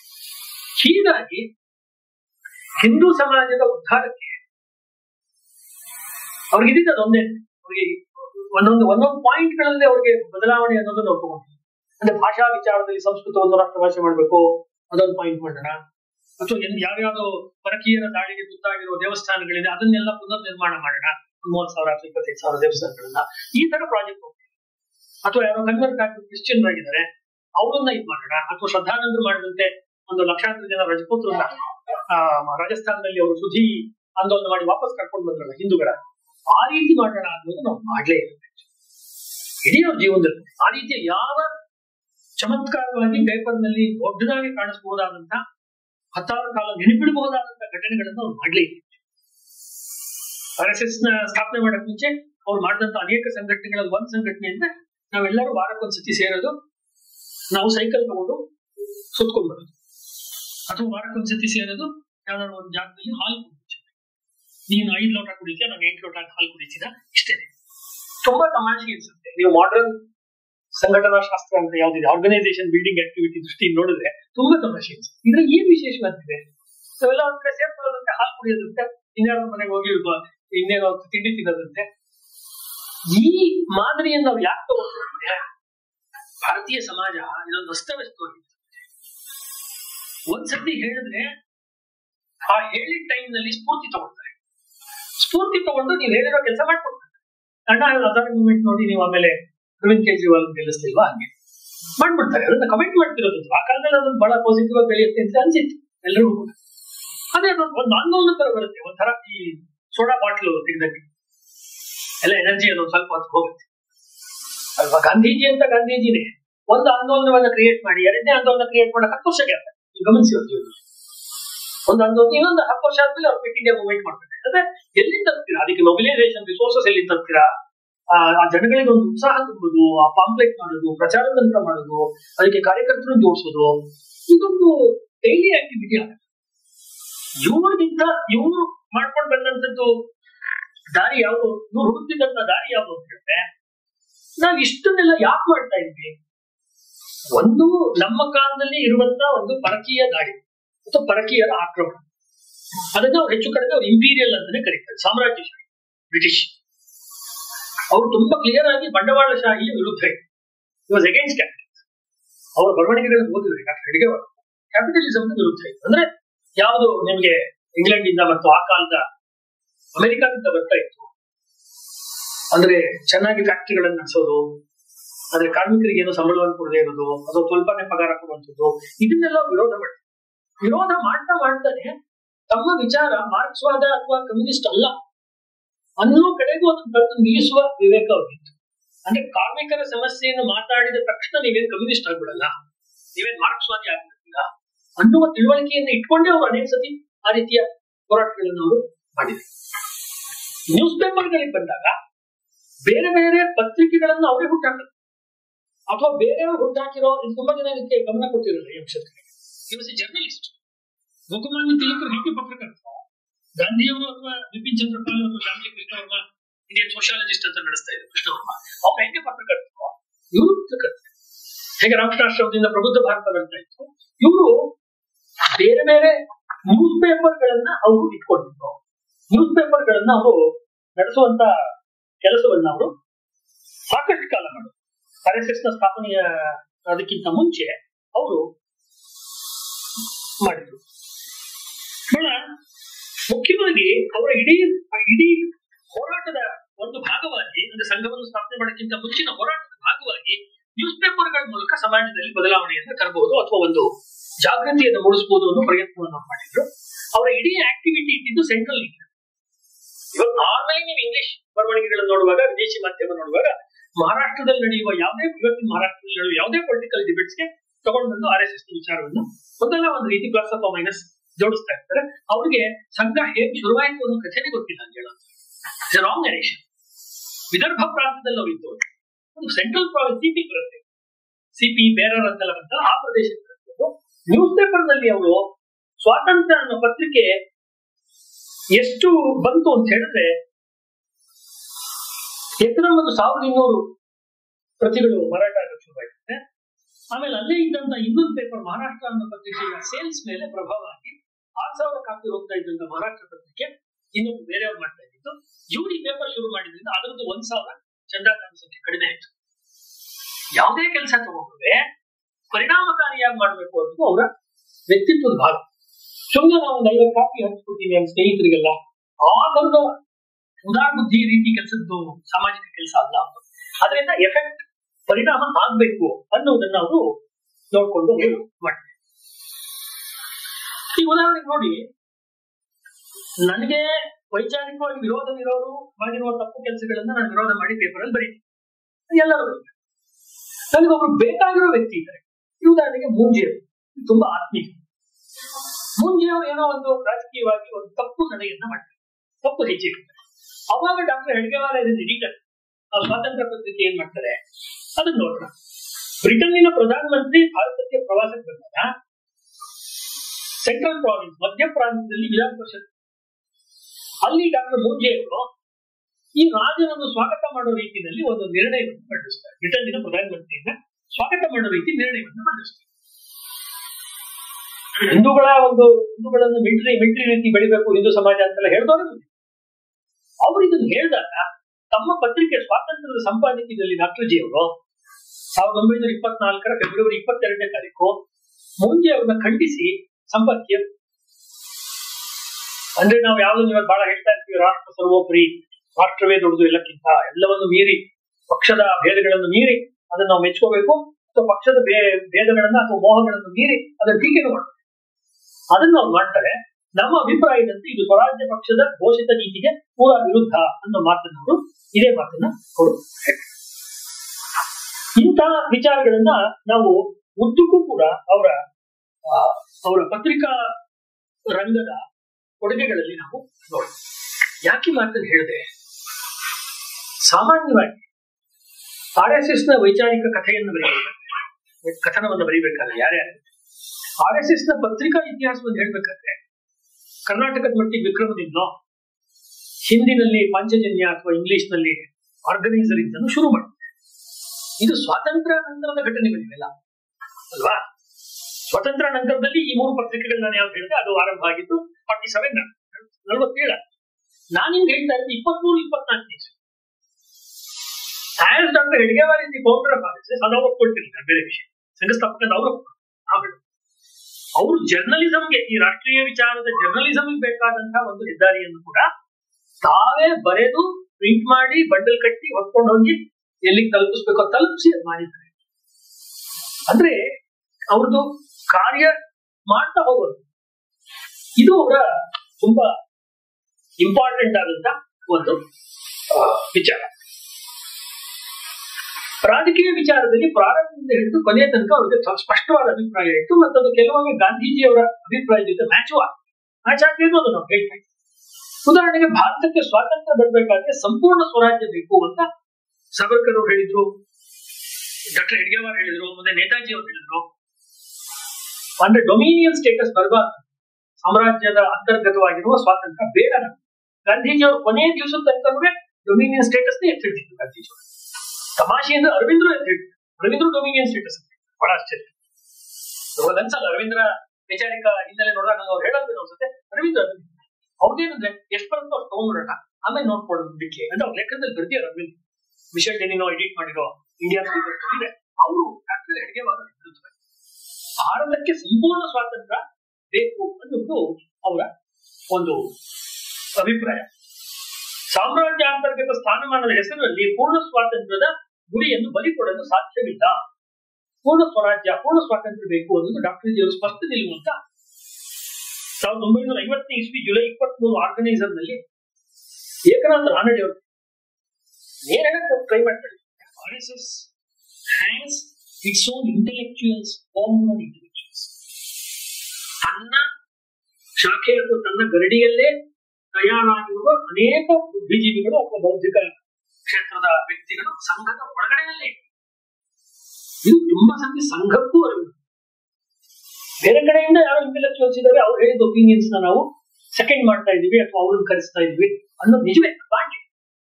ಸಂಘ had its own intellectuals and the first intellectual is doctor Hedgewar himself. Doctor ಹೆಡ್ಗೇವಾರೇ ಒಬ್ಬ ಬೌದ್ಧಿಕ ವ್ಯಕ್ತಿ, ಕೇವಲ ಸಂಘಟನಾತ್ಮಕ ವ್ಯಕ್ತಿ. ಅದನ್ನು ಬಂದ್ಬಿಟ್ಟು ಅದೊಂದು ಬಹಳ ಪಾಪ್ಯುಲರ್ ಆಗಿರೋ ತಪ್ಪು ಅಭಿಪ್ರಾಯ ಎರಡೂ ಕಡೆಯಿಂದ, ಸಂಘದ ವಲಯದ ಒಳಗಡೆಯಿಂದ ಬಂದಿದೆ. ಸಾಮಾಜಿಕವಾಗಿ ಲೋಕಿಯ ಒಂದು ಥಿಂಕರ್ ಅಂದ್ರೆ ಯಾರಿಗೂ ಸಮಸ್ಯೆ ಇಲ್ಲ. ಹೌದು, ಅಂಬೇಡ್ಕರ್ ಥಿಂಕರ್ ಬಹಳ ದೊಡ್ಡ ಥಿಂಕರ್, ದೊಡ್ಡ ಬೇಕು, ನನ್ನ ಮನೆ ಬೇಕು. ಏನೋ ಗುರುಜಿಯವರ ಬರವಣಿಗೆಗಳ ಪುಸ್ತಕಗಳ ಸಂಪುಟ ನೋಡಿದ್ರೆ ಅವರು ಏನ್ ಗೊತ್ತಾಗುತ್ತೆ, ಪುಸ್ತಕವನ್ನು ಬರೆದ್ರೆ, ನ್ಯೂಸ್ ಪೇಪರ್ ಮಾಡಿದ್ರೆ ಇಂಟೆಲೆಕ್ಚುಯಲ್, ಸಮಾಜದ ನಡುವೆ ಕೆಲಸ ಮಾಡಿ ಮಾತಿನ ಮೂಲಕ, ಅಂದ್ರೆ ಯಾವ್ದೊಂದು ನೀವು ಏನ್ ಹೇಳ್ಬೋದು, ಒಂದು ಮೌಖಿಕ ಪರಂಪರೆ ಇದ್ದೀರಲ್ಲ, ಮೌಖಿಕವಾಗಿ ಹೋಗ್ತಾ ಹೋಗ ಓರಲ್ ಟ್ರೆಡಿಷನ್ ಅಲ್ಲಿ ಹೋಗ್ತಾ ಹೋದಾಗ ಅವ್ರು ಇಂಟೆಲೆಕ್ಚುಯಲ್ ಆಗಿದೆ. ಇದಕ್ಕಿಂತ ದೊಡ್ಡ ಭ್ರಮೆ ನಮ್ಮ ಕಾಲದಲ್ಲಿ ಇಂಟೆಲೆಕ್ಚುಯಲ್ ಭ್ರಮೆ ಇನ್ನೊಂದಿಲ್ಲ ಬುದ್ಧಿಜೀವಿಗಳ ಕ್ಷೇತ್ರದಲ್ಲಿ. ನಮ್ಮ ದೇಶದಲ್ಲಿ ಮಂಟೇಸ್ವಾಮಿ, ಮಲೆಮಹದೇಶ್ವರದಿಂದ ಹಿಡಿದು ಅಥವಾ ಡಪ್ಪಿನ ಪದದಿಂದ ಹಿಡಿದು ಕರ್ನಾಟಕದಲ್ಲಿ ಅಥವಾ ಹರಿಕತೆಯಿಂದ ಹಿಡಿದು ಒಂದು ಮಾತುಗಾರಿಕೆ ಒಂದು ಜಗತ್ತಿದೆ. ಇನ್ನೊಂದು ಕಾವ್ಯವನ್ನು, ಶಾಸ್ತ್ರವನ್ನು ಬರೆದು ದೇವಸ್ಥಾನದಲ್ಲೋ ಮಠದಲ್ಲೋ ಅಥವಾ ಇವತ್ತಿನ ಕಾಲದಲ್ಲಿ ಯೂನಿವರ್ಸಿಟಿಲೋ ಸ್ಕೂಲ್ನಲ್ಲೋ ಪಾಠ ಮಾಡುವ, ಬರೆಯುವ ಒಂದು ಪದ್ಧತಿ ಇದೆ. ಬರೆಯೋರು ಓದೋರೇ ಇಂಟೆಲೆಕ್ಚುಯಲ್ಸ್ ಅಂತ ನಮ್ಗೆ ಹೇಳಿದ್ರು. ಇದು ಬ್ರಿಟಿಷರ ಕಾಲದಲ್ಲಿ ಬಂದಿರೋ ಮುಚ್ಚಾಟ. ಇವ್ರು ಬರೆದ್ರು ಅಂದಾಗ ಅವ್ರು ಇಂಟೆಲೆಕ್ಚುಯಲ್. ಅವ್ರು ಸಂಘದಲ್ಲಿ ಅನೇಕರ ಜೊತೆ ನಾನು ಚರ್ಚೆ ಮಾಡಿದ್ದೀನಿ, ಜನ ಅವ್ರು ಏನು ಬರದೇ ಇಲ್ವಲ್ಲ, ಏನ್ ದಾಖಲೆ ಇಲ್ವಲ್ಲ ಅವ್ರದ್ದು. 100 ವರ್ಷದ ತನಕ ಅವ್ರು ಆರ್ಗನೈಸೇಷನ್ ಮಾಡಿದ್ರಲ್ಲ, ಅದು ಬುಕ್ ಅಲ್ವಾ. ಡಾಕ್ಟರ್ ಜಿ ಅವ್ರು ಬರೆಯಬಹುದಾಗಿತ್ತು ಅತ್ಯುತ್ತಮವಾದ ಪುಸ್ತಕ ಸಂಘವೇ. ಸಂಘ itself is the book, open book. ಇದು ಬರೀತಾ ಇದೆ, ಇದು ಬುಕ್ಗಳು ಸೇರ್ಕೊಳ್ತಾ ಇದೆ. ರಾಜು ಮುಲ್ಲಕರ್ ಹೇಳುವಂತೆ ಇಸ್ ಓಪನ್ ಆರ್ಕಿಟೆಕ್ಚರ್. ಮೂಲ ವಿಚಾರಕ್ಕೆ ಭಂಗ ಬರದಂತೆ, ಮೂಲ ಸ್ಟ್ರಕ್ಚರ್ಗೆ ಭಂಗ ಬರದಂತೆ ವಿಸ್ತಾರ ಮಾಡ್ತಾನೆ ಹೋಗ್ತೇವೆ. ಹಾಗಾದ್ರೆ ಅವ್ರು ಹಾಕಿರೋ ಅಡಿಪಾಯ ಗಟ್ಟಿ ಇರಬೇಕು. ಆ ಅಡಿಪಾಯ ಹಾಕಿರೋ ವ್ಯಕ್ತಿ ಬುದ್ಧಿವಂತ ಅಲ್ಲ ಅಂತ ನಾವು ಹೆಂಗ್ ಹೇಳಕ್ಕಾಗುತ್ತೆ? ನಮ್ದಿದು ವೆಸ್ಟರ್ನ್ ಮೋಷನ್. ಲೇಖಕ ಅಂದ್ರೆ ಪುಸ್ತಕ ಬರೀಬೇಕು. ಹಾಗಾಗಿ ಒಂಥರ ವ್ಯಂಗ್ಯ ಅಥವಾ ತಮಾಷೆಯಾಗಿ ಹೇಳೋದಾದ್ರೆ ಸಾವರ್ಕರ್ ಅವ್ರನ್ನ ಅಥವಾ ತಿಲಕರನ್ನ, ಅಲ್ಲಿಂದ ಮುಂದೆ ಬಾಳ ಠಾಕ್ರೆನ ಹಿಂದೂ ವಿಚಾರಕ್ಕೆ ಎಷ್ಟು ಟೀಕೆ ಮಾಡಿದ್ರು, ಅಷ್ಟು ಟೀಕೆಗಳನ್ನ ಡಾಕ್ಟರ್ ಹೆಡ್ಗೇವಾರ್ ಅವ್ರ ಮೇಲೆ ಅವರ ವಿರೋಧಿಗಳು ಮಾಡ್ತಾ ಆಗ್ಲೇ.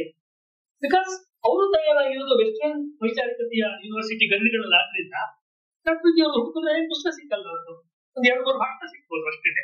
ಅದೊಂದು ಪಾತ್ರೆಯ ಅಂತ ಒಂದು ಚಿಕ್ಕದೊಂದು ಪುಸ್ತಕ ಬಂದಿತ್ತು, ಇನ್ನೊಂದು ಸಣ್ಣ ಪುಸ್ತಕ ಅಷ್ಟೇ. ಅದ್ರಲ್ಲಿ ಸಿಕ್ಕೋದು ಕೆಲವು ಭಾಷಣಗಳು. ಆದ್ರೆ ಅವರು ಏನು RSS ನ ಗುಂಪಿನಲ್ಲಿ ಬರ್ತೀನಿ, ಅವ್ರು ಏನು RSS ನ ಕೆಲಸ ಮಾಡ್ಬೇಕು ಅನ್ಕೊಂಡಿದ್ರಲ್ಲ, ಅವ್ರ ಕಾಲದಲ್ಲಿ ಅದರ ಪ್ರೋಟೋಟೈಪ್ ಅನ್ನ ಅವರು ಯಶಸ್ವಿಯಾಗಿ ಸಿದ್ಧ ಮಾಡಿಯೇ ಈ ಜಗತ್ತಿಂದ ಹೋದ್ರು. Which with due respect doctor Ambedkar ಮಾಡಕ್ ಆಗ್ಲಿಲ್ಲ. ಡ್ಯೂ ರೆಸ್ಪೆಕ್ಟ್ ಲೋಹಿಯಾ ಮಾಡಕ್ ಆಗ್ಲಿಲ್ಲ, ಕಮ್ಯುನಿಸ್ಟರು ಅದನ್ನ ಮಾಡಕ್ ಆಗ್ಲಿಲ್ಲ ನಮ್ಮ ದೇಶದಲ್ಲಾಗ್ಲಿ ಜಗತ್ತಲ್ಲ. ಮಾತು ನಿಮ್ಗೆ ಸ್ವಲ್ಪ ವಿಸ್ತರಿಸಿ ಹೇಳೋದಾದ್ರೆ, ಜಗತ್ತಿನ ಕಾರ್ಮಿಕರೇ ಒಂದಾಗಿ ನೀವು ಕಳೆದುಕೊಳ್ಳುವುದು ಏನನ್ನೂ ಅಲ್ಲ, ಕೇವಲ ನಿಮ್ಮ ಬೇಡಿಗಳನ್ನು ಸಂಕೋಲೆಗಳನ್ನು ಅಂತ ಏನ್ ಮಾರ್ಕ್ಸ್ ಹೇಳ್ತಾರೆ. ಅದು ಚೆನ್ನಾಗಿದೆ, ಇದು ದೊಡ್ಡ ಗ್ರಂಥಗಳನ್ನ ಬರೆದ್ರು. But communism never got rooted in any country for 100 years.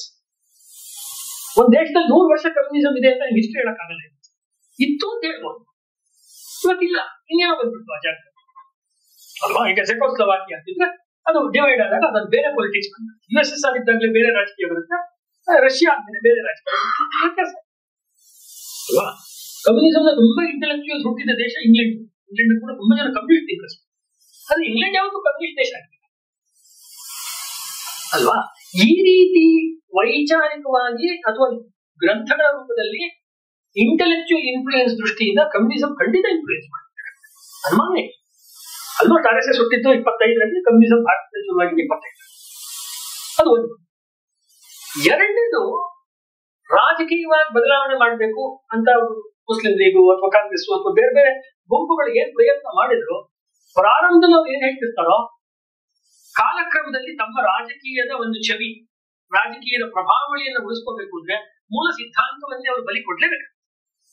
Any political party ಯಾವಾಗ ರಾಜಕೀಯ ಕ್ಷೇತ್ರದಲ್ಲಿ ಕೆಲಸ ಮಾಡಿ, ಉದಾಹರಣೆಗೆ ಹಸೂಕರು ಸ್ವಾತಂತ್ರ್ಯ ನಂತರದಲ್ಲಿ ಪಕ್ಕ ಹಿಂದೂಗಳ ಸಂಕೇತ, ಭಾರತೀಯ ಸಂಕೇತ, ಕಾಂಗ್ರೆಸ್ನ ಸಿಂಬಲ್ ಆಗಿದೆ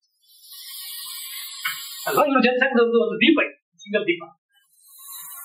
ಆಮೇಲೆ ಕಾಲ ನಂತರದಲ್ಲಿ ಇಂದಿರಾ ಗಾಂಧಿ ಅವರ ಕಾಲದಲ್ಲಿ ಇಂಟ್ಯಾಕ್ಟ್ ಇತ್ಯಾದಿ ಗಲಾಟೆಗಳೆಲ್ಲ ಆದ್ಮೇಲೆ ಕೈ ಹಸ್ತಕ್ಕೆ ಮತ ದೇಶಕ್ಕೆ ಹಿತ ಅಂತ ನಾವು ಚಿಕ್ಕ ವಯಸ್ಸಲ್ಲಿ ಕೇಳಿಸ್ಕೊಳ್ತೀವಿ. ಹಸ್ತ ಬಂದ್ಬಿಟ್ಟಲ್ಲ, ಬದಲಾವಣೆ. ಇನ್ನೊಂದು ಯಾವುದೋ ಪಕ್ಷದಲ್ಲಿ ಅವ್ರು ಇನ್ನೇನೋ ಒಂದು ಹೇಳ್ತಿರ್ತಾರೆ, ಕಾಲಾನುಕ್ರಮದಲ್ಲಿ ಅದು ಬದಲಾವಣೆ. ಯಾಕಂದ್ರೆ ಸಮಾಜದಲ್ಲಿ ಬದಲಾವಣೆ ಆಗ್ಬೇಕಾದ್ರೆ ರಾಜಕೀಯದಿಂದ ಬದಲಾವಣೆ ಆಗುತ್ತೆ ಅನ್ನುವಂತ ಒಂದು ನಂಬಿಕೆ ವ್ಯಾಪಕವಾಗಿ ಒಂದು 100 ವರ್ಷದಲ್ಲಿ ಹುಟ್ಟುಕೊಳ್ತದೆ. ಇದು ಆ ಕಾಲದಲ್ಲಿ ಇದ್ದಂತ ಒಂದು ವೈಚಾರಿಕ ಪ್ರಚಂಡ ಪ್ರವಾಹ. ಮುಸ್ಲಿಂ ಲೀಗು ಅನ್ನಿಸ್ತಾ ಇತ್ತು ಪೊಲಿಟಿಕಲಿ ಚೇಂಜ್ ಮಾಡ್ಬೇಕು ನಮ್ಮ ದೇಶ ಅಂತ. ಹಿಂದೂ ಮಹಾಸಭಾ ಅನ್ನಿಸ್ತಾ ಇತ್ತು. Hindu Mahasabha basically political party, ಹಿಂದೂಗಳಿಗೆ ರಾಜಕೀಯ ಪ್ರಾತಿನಿಧ್ಯ ಕೊಡಬೇಕು ಅಂತ ಮಾಳವೀಯರ ಕಾಲದಿಂದ ಬಂದು, ಆಮೇಲೆ ಸಾವರ್ಕರ್ ಅವರು ಅನೇಕ ವರ್ಷಗಳ ಕಾಲ ಅಧ್ಯಕ್ಷರಾಗಿ ಪೊಲಿಟಿಕಲಿ ಲೋಕಸಭಾದಲ್ಲಿ, ರಾಜ್ಯಸಭಾದಲ್ಲಿ ಅಥವಾ ವಿಧಾನಮಂಡಲದಲ್ಲಿ ನಮ್ಮ ಛಾಪ್ ಇರಬೇಕು ಅಂತ ಬಂದು ಪೊಲಿಟಿಕಲ್. ಕಾಂಗ್ರೆಸ್ ಅದೇ, ಕಮ್ಯುನಿಸ್ಟ್ ಅಂತೂ ಅದೇ ಅಧಿಕಾರವನ್ನ ನಾವು ಹಿಡಿದ್ರೆ ಬದಲಾವಣೆ ಮಾಡಕ್ ಸಾಧ್ಯ. ಅಂದ್ರೆ social reformation and economic reformation is possible and only possible on the Dias of politics. ರಾಜಕೀಯಕ್ಕೆ ಹೋದ್ರೆ ಉದ್ಧಾರ ಸಾಧ್ಯ ಇಲ್ಲ. ಇದು ಆ ಕಾಲದಿಂದ ಹಿಡಿದು ದೀರ್ಘಕಾಲದ ತನಕ ನಡ್ಕೊಂಡು ಬಂದಿರುವಂತಹ ಒಂದು ವೈಚಾರಿಕ ಪ್ರವಾಹ. ರಾಜಕೀಯದಲ್ಲಿ ಇದೆ, ಸಮಾಜದಲ್ಲಿ ಇದೆ, ಎಲ್ಲ ಕಡೆ. ಡಾಕ್ಟರ್ ಹೆಡ್ಗೇವಾರ್ ಅವತ್ತಿನಿಂದ ಅವರ ದೇಹ ಬಿಡೋ ತನಕ ಎಂದೂ ಕೂಡ ಈ ವಿಚಾರಧಾರೆಯನ್ನು ಅವರು ಪುರಸ್ಕರಿಸ್ತಾರೆ.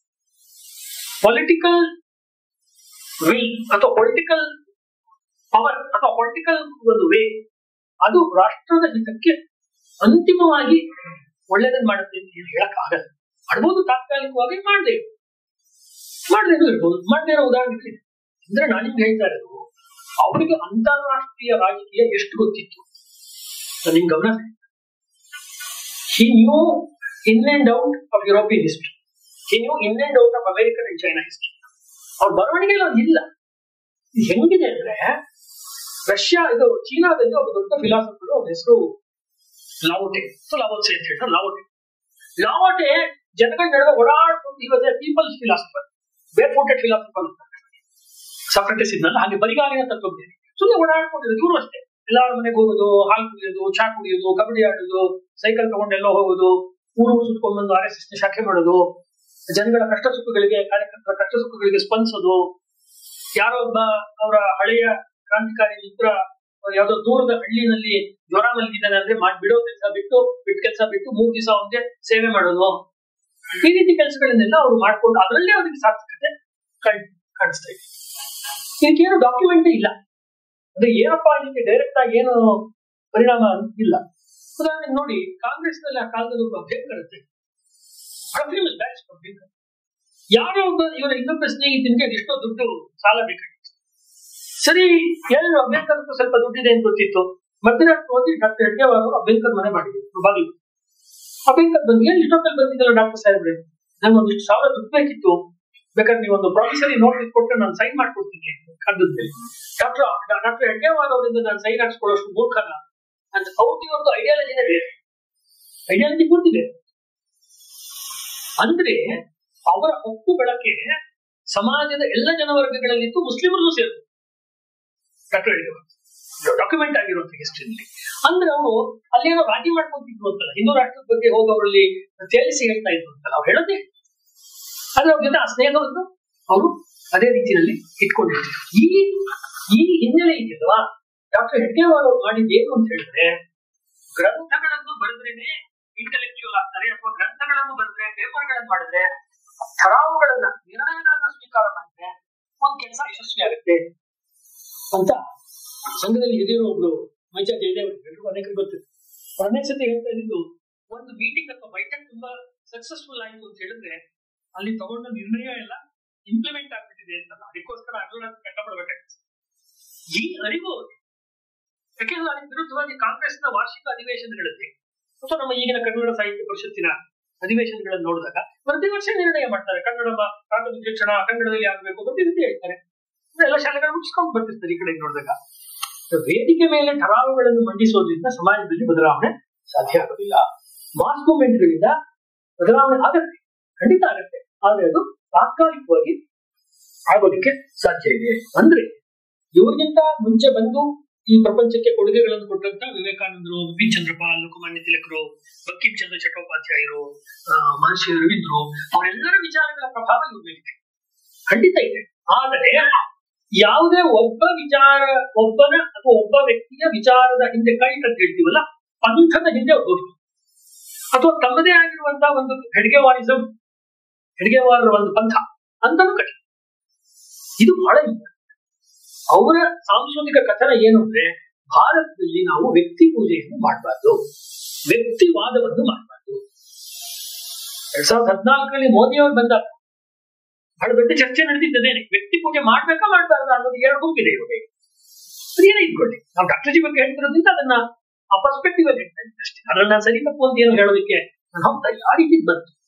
ಹೀಗಾಗಿ ಅವ್ರು ಯಾವಾಗ RSS ಸ್ಥಾಪನೆ ಮಾಡಿದ್ರು, ಇಟ್ ವಾಸ್ ವೆರಿ ಕಾಶಿಯಸ್. ಅದರ ಮೊದಲನೇ ದಿವಸದಿಂದ ಇವರೇ ಫೌಂಡರು, ಇವರೇ ಅದರ ಸರಸಂಘ ಚಾಲಕು, ಈ ಥರದ್ದು ಏನು ಇರಲೇ ಇಲ್ಲ. ನಾವು ಶಾಖೆಯನ್ನು ಮಾಡ್ತೀವಿ RSS ನಲ್ಲಿ, ಅಲ್ಲಿ ಒಂದು ನಾವು ಧ್ವಜವನ್ನ ಇಡ್ತೀವಿ.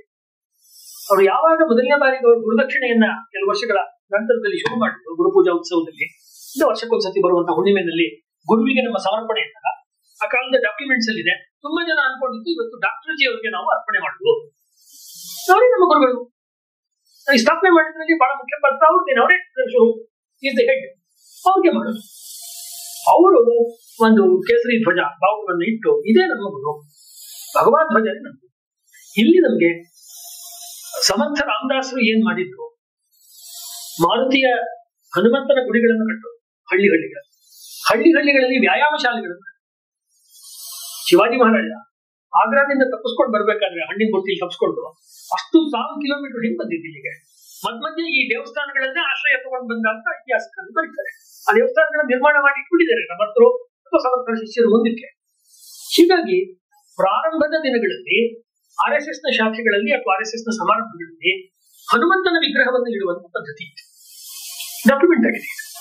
ಕಾಲಾನುಕ್ರಮದಲ್ಲಿ ಅದನ್ನ ಬಿಟ್ರು. ಯಾಕೆ ಬಿಟ್ರು? ಈಗ ಅದೇ ಜಾಗ ಸುಮ್ಮನೆ ಯೋಚನೆ ಮಾಡಿ, ಸಂಘರ್ಷಾತ್ಮಕವಾಗಿ ಹೋರಾಟ ಮಾಡುವ ಅಥವಾ ಹಿಂಸಾತ್ಮಕವಾಗಿ ಹಠಮಾರಿತನವನ್ನು ತೋರಿಸುವಂತ ವ್ಯಕ್ತಿಗಳು, ಗಾಂಧೀಜಿ ಈ ಥರದಲ್ಲಿ ಏನಾದ್ರು ಇದ್ದಿದ್ರೆ, ನಾನು ಹೇಳಿದ್ದೇನೆ, ನಾನು ಹೇಳುವಂತ ನ್ಯಾಷನಲ್ ಫ್ಲಾಗ್ ಚರ್ಕಾನೇ ಇರಬೇಕು. ಅಶೋಕ ಧ್ವಜ ಅಥವಾ ಇದು ಚಕ್ರ ಮತ್ತು ಅಶೋಕ ಸ್ತಂಭ ಅದೆಲ್ಲ ಇರ್ಕೂಡುದು ಅಂತ ನಾವು ತುಂಬಾ ಗಲಾಟೆ ಅಲ್ವಾ? ಇವಾಗ ಇರ್ಲಿಲ್ಲ. ಅವ್ರು ಏನಕ್ಕೆ ಹೇಳಿದ್ರು, RSS ಚಟುವಟಿಕೆ ಅನ್ನೋದು ರಾಷ್ಟ್ರವ್ಯಾಪಿಯಾಗಿ ಆಗ್ಬೇಕಾದ್ರೆ ಪಂಜಾಬ್ಗೆ ಹೋದ್ರೆ, ರಾಜಸ್ಥಾನಕ್ಕೆ ಹೋದ್ರೆ, ಗುಜರಾತಿಗೆ ಹೋದ್ರೆ ಅಲ್ಲಿ ಆರ್ಯ ಸಮಾಜ ಚೆನ್ನಾಗಿದೆ. ನಮ್ಮೆಲ್ಲರಿಗೂ ಗೊತ್ತಿರುವಂತ ಆರ್ಯ ಸಮಾಜದವರು ವಿಗ್ರಹ ಪೂಜೆ ಮಾಡುತ್ತೆ, ವಿಗ್ರಹಾರಾಧನೆ ಒಪ್ಪಲ್ಲ. ರಾಮಕೃಷ್ಣನೇ ಒಪ್ಪಲ್ಲ, ಇಲ್ಲಿ ಹನುಮಂತನಿಗೆ ಹೆಂಗ್ ಹೋಗ್ತಾರೆ ರಾಮಭಟ್ಟ. ಆಮೇಲೆ ಸುಮ್ಮನೆ ಶಾಖೆಗಳು ಹಿಂದೂ ಸಮಾಜವನ್ನು ನಾವು ಸಂಘಟನೆ ಮಾಡಕ್ಕೆ, ಹಾಗಾಗಿ ಅದನ್ನು ಬಿಟ್ಕೊಡೋಣ ಅನ್ನೋ. ಆಮೇಲೆ ಪ್ರಾರಂಭದಲ್ಲಿ ಸಂಘದ ಶಾಖೆಗಳಲ್ಲಿ ಶಾಖೆ ಮುಗಿದ್ಮೇಲೆ, ಅಂದ್ರೆ ಅವರ ಏನು ಅವತ್ತಿನ ಆಕ್ಟಿವಿಟಿ ಮುಗಿದ್ಮೇಲೆ ಸಮರ್ಥ ರಾಮದಾಸರಿಗೆ ಜೈವಾಗ್ಲಿ ಘೋಷಣೆ ಕೂಗ್ತಾ ಇದ್ದಾರೆ. ಸಮರ್ಥ ರಾಮದಾಸರಿಗೆ ಜೈವಾಗ್ಲಿ ಅಂತ ಮಹಾರಾಷ್ಟ್ರದಲ್ಲಿ ಬಂದತ್ತೆ. ಇದು ಬೇರೆ ರಾಜ್ಯದಲ್ಲಿ ಯಾರು ಆಮೇಲೆ ನಮ್ಮ ರಾಜ್ಯಕ್ಕೆ ಒಬ್ಬೊಬ್ರು ಅಂದ್ರೆ ನಾಡಗೀತೆ ವಿವಾದ ಆಗಿದ್ರು, ಈ ಹೆಸರು ಬಿಟ್ಟು ಹೋಗಿದೆ, ಹೆಸರು ಸೇರಿಸಿ ಇದಕ್ಕೆ ತುದಿ ಮೊದಲಿಲ್ಲ. ಹೆಸರು ಸೇರಿಸಿದ್ರು ತಾನೆ ಸಮಸ್ಯೆ. ಯಾವ ಘೋಷಣೆನೂ ಬೇಡ ಅನ್ನೋ ರೀತಿ. ಅಂದ್ರೆ ಹಿಂದೂಗಳನ್ನ, ಅಸ್ತವ್ಯಸ್ತವಾಗಿರುವಂತಹ ಹಿಂದೂಗಳನ್ನ ಒಂದ್ ಕಡೆ ತರೋದೇ ಕಷ್ಟ. ತರೋದಕ್ಕೆ ಒಂದು ಪ್ಲಾಟ್ಫಾರ್ಮ್ ಅನ್ನ ಸಿದ್ಧ ಮಾಡುವಾಗ ಒಂದು ಮಿನಿಮಮ್ ವಿಷಯಗಳನ್ನ ಇಟ್ಕೊಂಡು ಮುಂದೆ ಹೋದ್ರೆ ಎಲ್ಲರೂ ಸೇರ್ಬೋದು. ಅಂದ್ರೆ ಸೇರೋದಕ್ಕೆ ಅವ್ರಿಗೆ ಅಡ್ಡಿಗಳು ಇರಲೇಬಾರ್ದು. ಆ ರೀತಿಯ ಹಿನ್ನೆಲೆಯನ್ನ ಅವರು ಎಷ್ಟು ಸೂಕ್ಷ್ಮವಾಗಿ ಅವರು ನಿರ್ಮಾಣ ಮಾಡಿದ್ರು ಅನ್ನೋದು ನಮಗೆ ಗೊತ್ತಾಗುತ್ತೆ. ಬಹಳ ಮುಖ್ಯವಾಗಿ ಅವರು ಶಾಖೆ ಅಥವಾ RSS ನ ಮೂಲಕ ಅವ್ರು ಹೇಳಕ್ ಹೋದಂತ ಅವರ ಸಂಸ್ಕೃತಿ ಕಥನದಲ್ಲಿ ಬರೋ ಮಾತು, ನಾನು ನೀಲಕಂಠ ದೀಕ್ಷಿತನ ಸಭಾನಂದಿನ ಶತಕದಿಂದ ಒಂದು ಮಾತು ಹೇಳೋದಾದ್ರೆ, ಸ್ವಕೀಯಾನ್ ಭುಂಜತೆ ಮತ್ಸ್ಯ ಸ್ವಪತ್ಯಾನಿ ಫಣಾಧರ ಬಲ ಅಬಲ ವ್ಯವಸ್ಥೆಯಂ ಬಲಿನಸ್ವ ಕುತೋ ಭಯ. ಮೀನುಗಳು ತಮ್ಮ ಜಾತಿಯ ಮೀನುಗಳನ್ನೇ ತಿಂತವೆ, ಹಾವುಗಳು ಮೊಟ್ಟೆಗಳು ತಮ್ಮ ಮೊಟ್ಟೆಗಳನ್ನೇ ಹಾವು ತಿಂತವೆ. ಬಲಾಬಲ ವ್ಯವಸ್ಥೆ ಅಂದ್ರೆ ಇದೆ, ಆದ್ರೆ ಬಲಶಾಲಿಗಳು ಮಾತ್ರ ಯಾವುದಕ್ಕೂ ಹೆದರ್ಕೊಳ್ಳೋದಿಲ್ಲ. ಹಿಂದೂಗಳನ್ನ ಬಲಶಾಲಿಗಳನ್ನು ಮಾಡಬೇಕು. ಹಿಂದೂಗಳನ್ನ ಯಾರೂ ಕೂಡ ಜಗತ್ತಿನ ಯಾವ ಶಕ್ತಿಯೂ ಹಿಂದೂ ಸಮಾಜದ ಕಡೆಗೆ ಕಣ್ಣೆತ್ತಿಯೂ ನೋಡದಂತೆ ಒಂದು ಸಮಾಜವನ್ನು ಕಟ್ಟಬೇಕು. ಇದು ಇಷ್ಟೇ ಅವರ ಅಜೆಂಡ. ಇವತ್ತಿಂದ ಇವತ್ತು ಯಾರು ಹಿಂದೂಗಳ ಕಡೆ ನೋಡೋದಿದ್ರು, ಅವರ ಒಂದು ಉಪನ್ಯಾಸದಲ್ಲಿ ಕೊಡ್ತಾರೆ, ಪ್ರಪಂಚದ ಭೂಪಟವನ್ನು ನೋಡಿ ಕ್ರೈಸ್ತರ ಸಂಖ್ಯೆ ಇಷ್ಟಿದೆ. ಅವ್ರಿಗೆ ಡೆಮೋಕ್ರಸಿ ಗೊತ್ತಿರಲಿಲ್ಲ ಅಂತ, ಜನಸಂಖ್ಯಾಧಾರಿತ ಚಿಂತನೆ ಮಾಡಿರ್ಲಿಲ್ಲ ಅಂತ. ಮುಸಲ್ಮಾನರ ಸಂಖ್ಯೆ ಇಷ್ಟಿದೆ ಅಂದ್ರೆ ಇನ್ನೊಂದು ಬಹಳ ಇಂಟ್ರೆಸ್ಟಿಂಗ್ ಅಂತ ಹೇಳ್ತಾರೆ. ಅಲ್ಲಿ ಬರ್ತೀವಿ, ಬೌದ್ಧರ ಸಂಖ್ಯೆ ಇಷ್ಟಿದೆ ಅಂತ ಹೇಳ್ತಾರೆ. ನಾವು ಡಾಕ್ಟರ್ ಅಂಬೇಡ್ಕರ್ ಅವ್ರ ವಿಚಾರದಲ್ಲಿ ಬೌದ್ಧರು ನೋಡ್ತೀವಿ. ಹೆಡ್ಗೇವಾರ್ ಅವರು ಬೌದ್ಧರ ಚಿಂತನೆ ಮಾಡಿದ್ರು, ಬೌದ್ಧರ ಜನಸಂಖ್ಯೆ ಚಿಂತನೆ ಮಾಡಿದ್ರು. ಇಂತಿಷ್ಟು ಬೌದ್ಧ ದೇಶಗಳು ನಮಗೆ ಮಿತ್ರರಾಗಬಹುದೇನೋ ಅನ್ನೋ ಐಡಿಯಾ ಇತ್ತು. ಸ್ವಾತಂತ್ರ್ಯ ಬಂದಿಲ್ಲ, ಹಾಗಾಗಿ ಹೆಚ್ಚು ಆ ಕಡೆ ಈ ಕಡೆ ಓಡಾಟ ಮಾಡಕ್ ಆಗ್ತಿರ್ಲಿಲ್ಲ. ಅದನ್ನು ನಾವು ಹೇಳ್ತಾರೆ. ಉಳಿದಂತೆ ನಮ್ಮ ದೇಶದಲ್ಲಿ ನಾವು ಹಿಂದೂಗಳಿದ್ದೀವಿ ಅಂತ ಹೇಳಿ ಅವಾಗ ಈ 35 ಕೋಟಿ ಮತ್ತು ಅದರೊಳಗಡೆ 25 ಕೋಟಿ ಹಿಂದೂಗಳು ಬಂದ್ರೆ ಮುಂದಿನ ಹೇಳಿ ನಾವು ಸುಲಭವಾಗಿ ಸಿಪ್ಪೆ ಬಿಚ್ಕೊಂಡು ತಿನ್ನುವಂತ ಬಾಳೆಹಣ್ಣು ಅನ್ನುವುದನ್ನ ನಾವು ನಮ್ಮ ಎದುರಾಳಿಗಳಿಗೆ ಯಾವತ್ತೂ ಮನದಟ್ಟು ಮಾಡ್ಕೊಳ್ತಾ ಇರಬೇಕು. ಅದಕ್ಕೋಸ್ಕರ ಒಂದು ಸಂಘಟನೆ ನಮಗೆ ಬೇಕಾಗಿದೆ. ನಮ್ಮ ಶಕ್ತಿಯ ವರ್ಧನೆಗೋಸ್ಕರ ಸಂಘಟನೆ ಬೇಕಾಗಿದೆ. ಅವರೇ ಹೇಳಿರೋ ಮಾತು, ಭಾರತದಲ್ಲಿ ಒಬ್ಬನೇ ಒಬ್ಬ ಮುಸಲ್ಮಾನ ಇಲ್ಲ ಅಂದಿದ್ರು ನಾವು ಸಂಘಟನೆ ಮಾಡ್ಬೇಕು. ಯಾಕೆ ಹಿಂದೂಗಳ ಸಂಘಟನೆ ಇಲ್ಲ. ಹಿಂದೂಗಳ ಬೇಸಿಕ್ ಸಮಸ್ಯೆ, ತಿಲಕರು ಬಂದ್ರೆ ತಿಲಕರಿಗೆ ಜೈ ಇರ್ತಾರೆ, ವಿವೇಕಾನಂದರು ಬಂದ್ರೆ ವಿವೇಕಾನಂದರಿಗೆ ಜೈ ಇರ್ತಾರೆ, ಗಾಂಧೀಜಿ ಬಂದ್ರೆ ಅಥವಾ ಅಂಬೇಡ್ಕರ್ ಬಂದ್ರೆ ಅವ್ರಿಗೆ ಜೈ ಇರ್ತಾರೆ. ಅವ್ರು ಹೇಳಿರೋ ಆದರ್ಶಗಳನ್ನು ಮಾಡಿದ್ರೆ ಕಷ್ಟ. ಮತ್ತು ಅವರು ಕೊಟ್ಟಿರೋ ಮಾಡೆಲ್ ನಲ್ಲಿ ಪ್ರತಿನಿತ್ಯದ ಮಾಡೆಲ್. ನೆಕ್ಸ್ಟ್ ಪಾಯಿಂಟ್, ಪ್ರತಿನಿತ್ಯ ಏನ್ ಮಾಡ್ಬೇಕು? ಈಗ ಗಾಂಧೀಜಿ ಅವ್ರು ಹೇಳಿದ್ರಪ್ಪ, ನೀವು ಸರ್ಕಾರ ನೋಡ್ಬೇಕು, ಇವರು ಮಾಡಿದ್ರು, ಅಹಿಂಸೆ ಸರ್ಕಾರ ಎಲ್ಲ ಮಾಡಿದ್ರು. ಆದ್ರೆ ಪ್ರತಿನಿತ್ಯ ಮಾಡೋ ಚಟುವಟಿಕೆ ಆಗಲ್ಲ. ಇನ್ನೊಂದು ಯಾವ್ದು ಕೆಲಸ ಪ್ರತಿನಿತ್ಯ ಮಾಡಬೇಕು. ಪ್ರತಿನಿತ್ಯ ಮಾಡೋ ದೃಷ್ಟಿಯಿಂದಲೇ ಅವ್ರು ಈ ಶಾಖೆ ಅನ್ನುವ ಕಾನ್ಸೆಪ್ಟ್ ಹಿಂದೂಗಳು 1 ಗಂಟೆ ಎಲ್ಲರೂ ಒಂದ್ ಕಡೆ ಕಮೂರ್ನಲ್ಲೋ, ಅಂಗಳದಲ್ಲೋ, ಶಾಲೆಯಲ್ಲೋ, ಕಾಲೇಜಲ್ಲೋ ಎಲ್ಲೋ ಒಂದ್ ಕಡೆ ಸೇರ್ಕೊಳ್ಳೋಂತ ಆಗಲಿ. ಸೇರ್ಕೊಂಡು ಏನ್ ಮಾಡ್ಬೇಕು ಅಂದ್ರೆ ಒಂದು ಸೇರ್ಕೊಂಡು ಸಾಕು. ನೀವು ಸೇರ್ಕೊಳ್ಳೋದೇ ದೊಡ್ಡ. ಹಿಂದೂಗಳಿಗಿರೋ ಬಹಳ ದೊಡ್ಡ ಸಮಸ್ಯೆ, ಇವರಷ್ಟು ಬುದ್ಧಿವಂತ ಜನಾಂಗ ಯಾರು ಇಲ್ಲ. ಆದ್ರೆ ಒಟ್ಟಿಗೆ ಯಾರು ಸೇರ್ಕೊಳ್ತಾರೆ. ನೀವು ಮದುವೆ ಮನೆಗಳಿಗೆಲ್ಲ ಹೋಗಿ ನೋಡಿದ್ರೆ ಎರಡೂ ಕಡೆ ಬೇರೆ ಬೇರೆ ಪುರೋಹಿತಗಳಿದ್ರೆ, ಎರಡೂ ಕಡೆ ಇರೋ ಅಜ್ಜ ಅಜ್ಜಿ ಮತ್ತು ಸಂಪ್ರದಾಯ ತಿಳ್ಕೊಂಡವ್ರು ಅವರೊಂದು ಸಜೆಷನ್ ಕೊಡ್ತಿರ್ತಾರೆ, ಇವರೊಂದು ಸಜೆಷನ್ ಕೊಡ್ತಿರ್ತಾರೆ. ಮದುವೆನೇ ಮುಂದಕ್ಕೆ ಹೋಗಲ್ಲ. ಎಲ್ಲರೂ ಪಂಡಿತರೆ, ಎಲ್ಲರೂ ನಾಲೆಡ್ಜ್ಗಳು ಬಿಡ್ತಾರೆ. ಒಬ್ರು ಮಾಡ್ಲಿ, ನಾವು ಅದರ ಪ್ರಕಾರ ಹೋಗೋಣ ಅಂದ್ರೆ ಅನುಶಾಸನ, ಶಿಸ್ತು. ಸಂಘದಲ್ಲಿ ಸರಸಂಘ ಚಾಲಕರಿಂದ ಹಿಡಿದು ಸ್ವಯಂ ಸೇವಕರ ತನಕ ಏನು ಸೂಚನೆ ಬರುತ್ತೋ ಆ ಸೂಚನೆಯನ್ನ ಇಷ್ಟೋ ಕಷ್ಟೋ ಪಾಲಿಸ್ಬೇಕು. ಇದು ನನ್ ಗಾಂಧೀಜಿಯವ್ರು ಮಾಡಕ್ ಆಗ್ಲಿಲ್ಲ. ಅವ್ರು ಏನ್ ಗ್ರಾಮ ಸ್ವರಾಜ್ಯ ಮಾಡ್ಬೇಕು ಅಂತಿದ್ರು ಅವ್ರ ಶಿಷ್ಯ ನೆಹರು, ಪಕ್ಕ ವಿರುದ್ಧವಾಗಿ ಇಂಡಸ್ಟ್ರಿಯಲೈಸೇಷನ್ ಮಾಡಿದ್ರು. ಆಚರಣೆಗೆ ಬರ್ಲಿಲ್ಲ. ಯಾರು ಇಂಡಿವಿಜುವಲಿ ಟೀಕೆ ಮಾಡಕ್ ಆಗ್ಲಿಲ್ಲ. ಸ್ವಂತಕ್ಕೆ ಮಾಡ್ಕೊಂಡ್ರು ಆ ನಿಯಮಗಳನ್ನ. ಇದನ್ನು ಒಂದು. ಆಮೇಲೆ ಇವ್ರು ತಂದಂತ ಇನ್ನೊಂದು ಬಹಳ ಇಂಪಾರ್ಟೆಂಟ್ ಆದಂತ ನಮ್ಮ ಕಲ್ಚರಲ್ ನೆರೇಷನ್ ಅಲ್ಲಿ ನಾವು ನೋಡ್ಬೇಕಾದ ಏನಂದ್ರೆ, ಇಷ್ಟು ಸಂಘಟನೆ ಕಟ್ಟುವಾಗ ಡಿಸಿಷನ್ ಯಾರು ಮಾಡೋದು? ನಾರ್ಮಲಿ ಒಂದು ಆಫೀಸ್ ನಲ್ಲಿ ಒಂದು CEO ಇರ್ತಾರೆ, ಒಂದು ಕಮಿಟಿ ಇರುತ್ತೆ, ಅಧ್ಯಕ್ಷರು, ಉಪಾಧ್ಯಕ್ಷರು ಅಥವಾ ಯಾವುದೇ ಸಂಘ ಸಂಸ್ಥೆಗಳು. ನಮ್ದು ಇಲ್ಲಿ ಸಾಮೂಹಿಕವಾದ ನಿರ್ಣಯ ಯಾವ್ದು ಅಂತ ಗೊತ್ತಾಗಲ್ಲ. ಒಟ್ಟ ನಿರ್ಣಯ, ಸಾಮೂಹಿಕ ನಿರ್ಣಯ ಇದು ಬಿಟ್ಟಿದೆ. ರಾಹುಲ್ ಗಾಂಧಿ ಅವರು ಏನಾದ್ರು ಯಾವತ್ತಾದ್ರು RSS ಕಟ್ಟೋದಾದ್ರೆ ಅವ್ರ ರೀತಿಗೆ ಸಾಮೂಹಿಕ ನಿರ್ಣಯಕ್ಕೆ ಅವ್ರು ಬದ್ಧರಾಗಿದ್ದಾರೆ. ಅವ್ರು ಹೇಳಿದ್ದಾರೆ 2-3 ಸತಿ ನಾವು RSS ಶಾಖೆ ಕಟ್ಲಿ ಮಾಡೋಣ. ಇದು ಸಾಮೂಹಿಕ ನಿರ್ಣಯ ಕಷ್ಟ. ಒಂದು ಉದಾಹರಣೆಯನ್ನ ಎಲ್ಲಿ ಬಂತು ಇದು, ಪ್ರಮೋದ್ ಮಹಾಜನ್ ಹೇಳಿ, ಯಾವ್ದೋ ಒಂದು 10 ಸತಿ ಮೀಟಿಂಗ್ ಆದಾಗ ಅವರೆಲ್ಲ ಇದ್ದಾಗ ಆ ಕಾಲದಲ್ಲಿ ವಾಜಪೇಯಿ ಅವ್ರ ಕಾಲದಲ್ಲಿ ಯಾರೋ ಒಂದು ಟೀಮ್ ಇತ್ತಲ್ಲ ಇದ್ದಾಗ ಅದು ಅವರ ಪಾರ್ಟಿನಲ್ಲಿ ಸ್ವಲ್ಪ ವಿಷಯಾಂತರ ಆದ್ರೂ ಸಾಮೂಹಿಕ ನಿರ್ಣಯವನ್ನು ಉದಾಹರಣೆ ಅವಾಗ ನಿರ್ಣಯಗಳು ಒಂದ್ಸತಿ ಆಗತ್ತೆ ನಿರ್ಣಯ. ಆ ನಿರ್ಣಯ ಯಾವ ವಿಷಯ ಬಂದಿರುತ್ತೆ, ಅದ್ವಾನಿ ಅವರು ಇರ್ತಾರೆ, ಪ್ರಮೋದ್ ಮಹಾಜನ್ ಇರ್ತಾರೆ, ವಾಜಪೇಯಿ ಇರ್ತಾರೆ. ಆ ಸಂದರ್ಭದಲ್ಲಿ ನಾರ್ಮಲಿ ವಾಜಪೇಯಿ ಅವ್ರ ತಕ್ಷಣ ಹೇಳಲ್ಲ, ಅವರ ಒಪಿನಿಯನ್ ಕೊನೆಗೆ ಇಟ್ಕೊಳ್ತಾರೆ. ಅವ್ರಿಗೆ ಏನ್ ಅನ್ನಿಸ್ತು, ಇದು ಇನ್ನು ಚರ್ಚೆ ಶುರುವಾಗುವಾಗಲೇ ಆ ಮೀಟಿಂಗ್ ಅಲ್ಲಿ ತಮ್ಮ ಅಭಿಪ್ರಾಯ ಹೇಳ್ತಾರೆ. ಚರ್ಚೆ ಗಂಟೆ 2 ಗಂಟೆ 3 ಗಂಟೆ ನಡೆಯುತ್ತೆ. ನಿರ್ಣಯಕ್ಕೆ ಬರೋ ಹೊತ್ತಿಗೆ ವಾಜಪೇಯಿ ಅವ್ರ ಪ್ರಾರಂಭದಲ್ಲಿ ಏನ್ ಹೇಳಿದ್ರು ಅದಕ್ಕೆ ವಿರುದ್ಧವಾದ ದಿಕ್ಕಿಗೆ ಸಭೆ ಬಂದು ನಿಂತು 9 ಜನದಲ್ಲಿ 10 ಜನದಲ್ಲಿ 9 ಜನ ಒಂದು ಅಭಿಪ್ರಾಯ, ವಾಜಪೇಯಿ ಅವರು ಅದಕ್ಕಿಂತ ಭಿನ್ನ ಅಭಿಪ್ರಾಯ. ಸರಿ, ಮೀಟಿಂಗ್ ನಿರ್ಣಯ ಆದ್ಮೇಲೆ ಲೆಕ್ಚರ್ ಸೈನ್ ಮಾಡ್ಬೇಕಲ್ಲ, ಒಪ್ಪಿದೀವಿ ಸೈನ್ ಮಾಡ್ಬೇಕಾಗತ್ತೆ. ಎಲ್ಲರೂ ಸೈನ್ ಮಾಡ್ತಾರೆ. ವಾಜಪೇಯಿ ಅವರು ಪೆನ್ ತಗೊಂಡ್ಬಿಟ್ಟು ಸೈನ್ ಮಾಡಕ್ ಹೋಗೋದು, ಇಲ್ಲ ನಾನು ಸೈನ್ ಮಾಡಲ್ಲ, ಅದು ನಂದು ವಿರೋಧ ಇದೆ. ಪ್ರಮೋದ್ ಮಹಾಜನ್ ಬಹಳ ಸೀರಿಯಸ್ ಆಗಿ, ನಾವು ಕೂಡ ನೀವು ಅನೇಕ ಸತಿ ನಿರ್ಣಯಗಳನ್ನ ಮಾಡಿದ್ದಕ್ಕೆ ಒಪ್ಕೊಂಡಿದ್ವಲ್ಲ, ನಾವು ಈ ತರ ಮಾಡ್ಬೇಕಾಗಿತ್ತು ಅಂತ ಹೇಳ್ತಾರೆ. ಏನು ಅಂತಾರೆ, ಅನೇಕ ಸರ್ತಿ ನಮ್ಮ ಮನಸ್ಸಿಗೆ ವಿರುದ್ಧವಾಗಿರೋ ನಿರ್ಣಯವನ್ನ ನೀವು ಹೇಳಿದ್ದೀರಾ, ನಾವೆಲ್ಲರೂ ಅದನ್ನು ಪಾಲಿಸಿದೀವಿ, ಯಾಕಂದ್ರೆ ಸಾಮೂಹಿಕ ನಿರ್ಣಯ. ಮತ್ತು ನೀವಿವಾಗ ಸೈನ್ ಮಾಡದೆ ಬಿಟ್ರೆ ಮುಂದೆ ಇದೊಂದು ಪದ್ಧತಿ ಆಗುತ್ತೆ. ನಾವು ಮಾಡಲ್ಲ, ಅವರೇ ಮಾಡಿರ್ಲಿಲ್ಲ ಅವತ್ತು ಅಂತಾರೆ. ಸೈನ್ ಮಾಡಿ ಸಾಮೂಹಿಕ ನಿರ್ಣಯ ಅಂದ್ರೆ ಏನು ಅನ್ನೋದಿದೆ ಅಲ್ವಾ. ಗಣಪತಿ ಪೆಂಡಾಲ್ ಕೂರಿಸಿದ್ರೇನೆ 3 ಗುಂಪಾಗುತ್ತೆ. ವಾಸ್ತವವಾಗಿ ಇದನ್ನ ಹೋಗಲಾಡಿಸುವಂತ ಕೆಲಸವನ್ನ ಡಾಕ್ಟರ್ ಹೆಡ್ಗೇವಾರ್ ಅವರು ತುಂಬಾ ತುಂಬಾ ಇಂಪಾರ್ಟೆಂಟ್ ಆದಂತ ರೀತಿಯಲ್ಲಿ ಅವ್ರು ಹೇಳ್ತಾರೆ. ಒಟ್ಟಲ್ಲಿ ಸಂಘರ್ಷಕ್ಕೆ ಎಡೆ ಮಾಡ್ಕೊಳ್ಬಾರ್ದು, ಆದ್ರೆ ನಾವು ಮಾಡುವಂತ ಕೆಲಸಗಳನ್ನ ನಾವು ಮಾಡ್ತಾ ಹೋಗ್ತೀವಿ ಅನ್ನುವುದನ್ನು ಅವರು ತುಂಬಾ ನೇರವಾಗಿ ಹೇಳ್ತಾರೆ. ಇವರು ಈ ರೀತಿ ಸಂಘಟನೆಯನ್ನು ಕಟ್ಟುವಾಗ ಅನೇಕರಿಗೆ ನಾವು ಇದಕ್ಕೊಂದು ಐಡಿಯಾ ಕಟ್ಟಬೇಕು ಅಂತ ಅನಿಸ್ತು. ಕಾಂಗ್ರೆಸ್ನ ಈ ಉದಾಹರಣೆಗೆ ಹರ್ಡಿಕರ್ ಅವರು, ನಾಸು ಹರ್ಡಿಕರ್ ಅವರು ಈ ಕೆಲಸವನ್ನು ಮಾಡಿದ್ರು. ಆದ್ರೆ ಇವ್ರೇನ್ ಮಾಡಿದ್ರು, ನಾಸು ಹರ್ಡಿಕರ್ ಅವರು ಸಂಘದ ವಿರುದ್ಧವಾಗಿ ಮಾತಾಡಿದ್ರೆ ಅವಾಗ ಹೇಳಿದ್ರು ಸಂಘರ್ಷ ಮತ್ತು ಹಕ್ಕಿನ ಸ್ಥಾಪನೆ, ಆ ಮಾದರಿಯನ್ನು ಅವ್ರು ಅನುಸರಿಸಲಿಲ್ಲ. ಸಾಮೂಹಿಕ ಅನ್ನೋ ಸ್ವರೂಪವನ್ನು ಅನುಸರಿಸದೆ ಅವ್ರಿಗೆ ಯಾರು ಕಾಂಟ್ಯಾಕ್ಟ್ ಪಾಯಿಂಟ್ ಇದೆ ಅವ್ರ ಮೂಲಕ ನಾಸು ಹರ್ಡಿಕರ್ನ ಕಾಂಟ್ಯಾಕ್ಟ್ ಮಾಡಿ ಅವರನ್ನು ಶಾಖೆಗೆ ಬನ್ನಿ ಒಂದ್ಸತಿ ನೋಡಿ, ನಮ್ಮ ಸಂಘ ಶಿಕ್ಷಾ ಅವ್ರಿಗೆ ನೋಡಿ.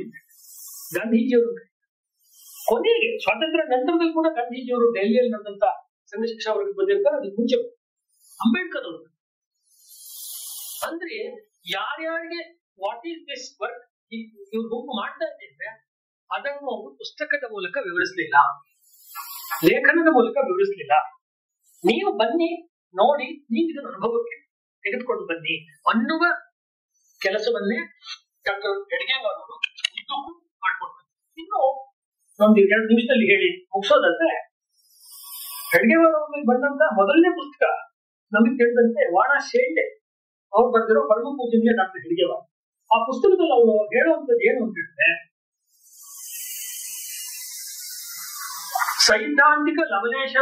ಸೈದ್ಧಾಂತಿಕವಾಗಿ ಲವಲೇಶವೂ ರಾಜಿ ಮಾಡ್ಕೊಂಡಿಲ್ಲ.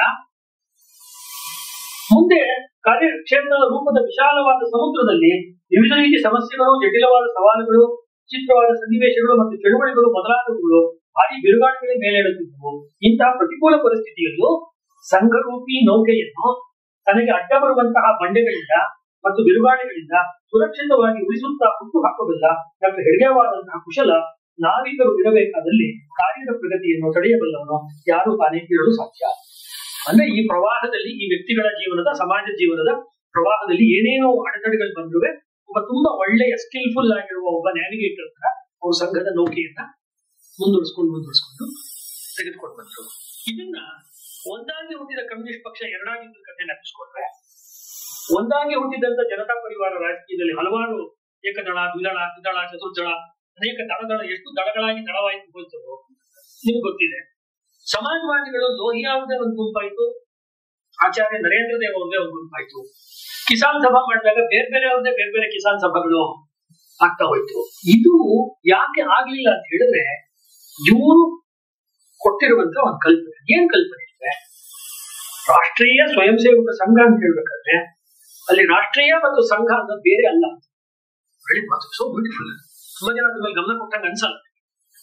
ನ್ಯಾಷನಲ್ ಅಂತ ಹೇಳಿದ್ರೆ ಯಾರು ಹಿಂದೂಗಳು ದೇಶದ ರಾಷ್ಟ್ರೀಯ ಸರಿ, ಈ ಸಂಘ ರಾಷ್ಟ್ರದಿಂದ ಕಲ್ಪನೆಯಿಂದ ಭಿನ್ನನಾದ್ರೆ ಸಂಘ ಮತ್ತು ರಾಷ್ಟ್ರ ಅನ್ನೋದು ಎರಡು ಭಿನ್ನ ಅಲ್ಲ. ಈ ರಾಷ್ಟ್ರ ಅಂತ ಅವ್ರು ಹೇಳ್ಬೇಕಾಗ್ತಾ ಇರೋದು ರಾಜಕೀಯವಾದ, ಆಮೇಲೆ ಬಂತು ಸಂವಿಧಾನ. ಸಂವಿಧಾನ ಇಲ್ಲ. ಸಂವಿಧಾನ ದತ್ತವಾದ ಒಂದು ಸ್ಟೇಟ್ ಬಗ್ಗೆ ಅವ್ರು ಹೇಳ್ತಾರೆ. ಯಾಕೆಂದ್ರೆ ಇವತ್ತು ಅದಿರುತ್ತೆ, ಸ್ಟೇಟಿನ ಸ್ವರೂಪ ನಾಳೆ ಬದಲ, ಇದಕ್ಕೆ ಇನ್ನೇನೋ ಹೊಸ ರಾಜಕೀಯ ಆಯಾಮ ನಮ್ಮ ದೇಶಕ್ಕೆ ಬಂದ್ಬಿಡ್ಬೋದು. ಆದ್ರೆ ಪರಂಪರಾನುಗತವಾಗಿ ಯಾವುದು ಸಾವಿರಾರು ವರ್ಷಗಳಿಂದ ನಡ್ಕೊಂಡು ಬಂದಿದೆ, ಜನಗಳಿಗೆ ಒಂದು ಕಾಮನ್ ಹಿಸ್ಟ್ರಿ ಇದೆ, ಸಮಾನವಾದಂತಹ ಒಂದು ಟ್ರೆಡಿಷನ್ ಇದೆ, ಸಮಾನವಾದ ನಂಬಿಕೆ ಇದೆ. ಆದ್ರೆ ರೂಢಿಗಳಲ್ಲಿ ವ್ಯತ್ಯಾಸ. ನಾವು ಮಾಡುವ ರೂಢಿಗಳಲ್ಲಿ, ಆಚರಣೆಗಳಲ್ಲಿ ಇವ್ರೊಂದು ಮಾಡ್ಬೋದು, ನಾನೊಂದು ಮಾಡ್ಬೋದು. ಆದ್ರೆ ಅದೆಲ್ಲ ಒಂದೇ ಟ್ರೆಡಿಷನ್, ಒಂದೇ ಸಂಪ್ರದಾಯ ಬೃಹತ್ ದೃಷ್ಟಿಯಲ್ಲಿ. ಅದಕ್ಕೆ ಯಾರು ಬದ್ಧರಾಗಿರ್ತಾರೋ ಅವ್ರು ಮಾತ್ರ ರಾಷ್ಟ್ರ ಆಗ್ತಾರೆ. ಹಾಗಾಗಿ ಒಂದು ರಾಷ್ಟ್ರದಲ್ಲಿ ಎರಡು ರಾಷ್ಟ್ರ ಇರಕ್ಕಾಗಲ್ಲ, ಅಂದ್ರೆ ಎರಡು ರೀತಿ ಮಾನಸಿಕತೆ ಜನ ಇರಕ್ಕಾಗಲ್ಲ. ಅವ್ರನ್ನ ನಾವು ಇದಕ್ಕೆ 10 ಕೋಟಿಯಿಂದ ಮುಂಚೆ ಬಂತಲ್ಲ, ಅವ್ರನ್ನ ಇದಕ್ಕೆ ಕನ್ವರ್ಟ್ ಮಾಡ್ಲೇಬೇಕಾಗುತ್ತೆ 25 ಕೋಟಿಗೆ. ಇದನ್ನ ಅವರು ಪ್ರಾರಂಭದಿಂದ ಅಂದ್ರೆ ಕೊನೆಯ ತನಕನೂ ಡಾಕ್ಟರ್ ಹೆಡ್ಗೇವಾರ್ ಅವರು ಹೇಳ್ಕೊಂಡು ಬಂದು, ಇದನ್ನು ಹೇಳ್ಕೊಂಡು ಬಂದಾಗ ನಮ್ಗೆ ತುಂಬಾ ಇಂಟ್ರೆಸ್ಟಿಂಗ್ ಆಗಿ ಬರುವಂತದ್ದು ಸಮಯ ಇದೆ ಅಂತ ಅನ್ಕೊಳ್ತೀನಿ. ಇರೋಂತ ಒಂದು ಅಂಶ ಏನು ಅಂತ ಹೇಳಿದ್ರೆ, ಒಬ್ರು ಒಂದು ಮಾತು ಹೇಳ್ತಾರೆ, ಅದನ್ನ ಈ ಪಾಲ್ಕರಿಂದ ಹೇಳ್ತೀನಿ. ಒಬ್ರು ದೊಡ್ಡ ವ್ಯಕ್ತಿ ಒಂದು ಮಾತು ಹೇಳ್ತಾರೆ, doctor G shattered my ego. How did I give into his influence?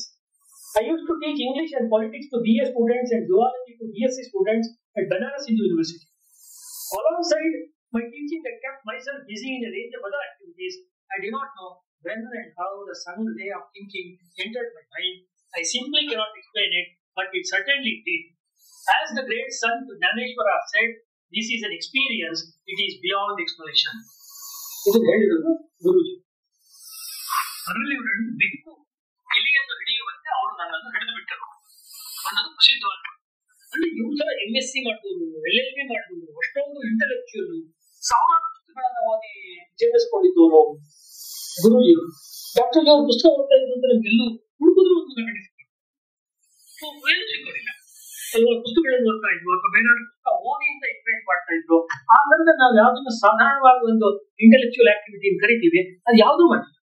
ಒಟ್ಟಿಗೆ ಹರಟೆ ಹೊಡೆಯೋದು, ಖುಷಿಯಾಗಿರೋದು, ಅವ್ರ ಮನೆಗೆ ಇವ್ರು ಹೋಗೋದು, ಇವ್ರ ಮನೆಗೆ ಅವ್ರು ಬರೋದು, ಇದರಿಂದ ಒಂದು ಸಂಘಟನೆಯನ್ನು ಕಟ್ಟಕ್ಕಾಗತ್ತಾ ಅಂತ ಈಗಲೂ ಅನೇಕರಿಗೆ ಒಂದು ಅನುಮಾನ ಬರುತ್ತೆ.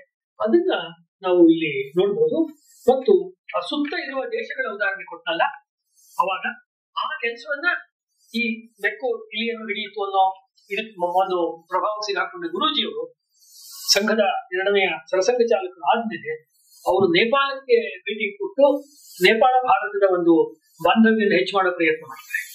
ಮತ್ತೆ ಅವರು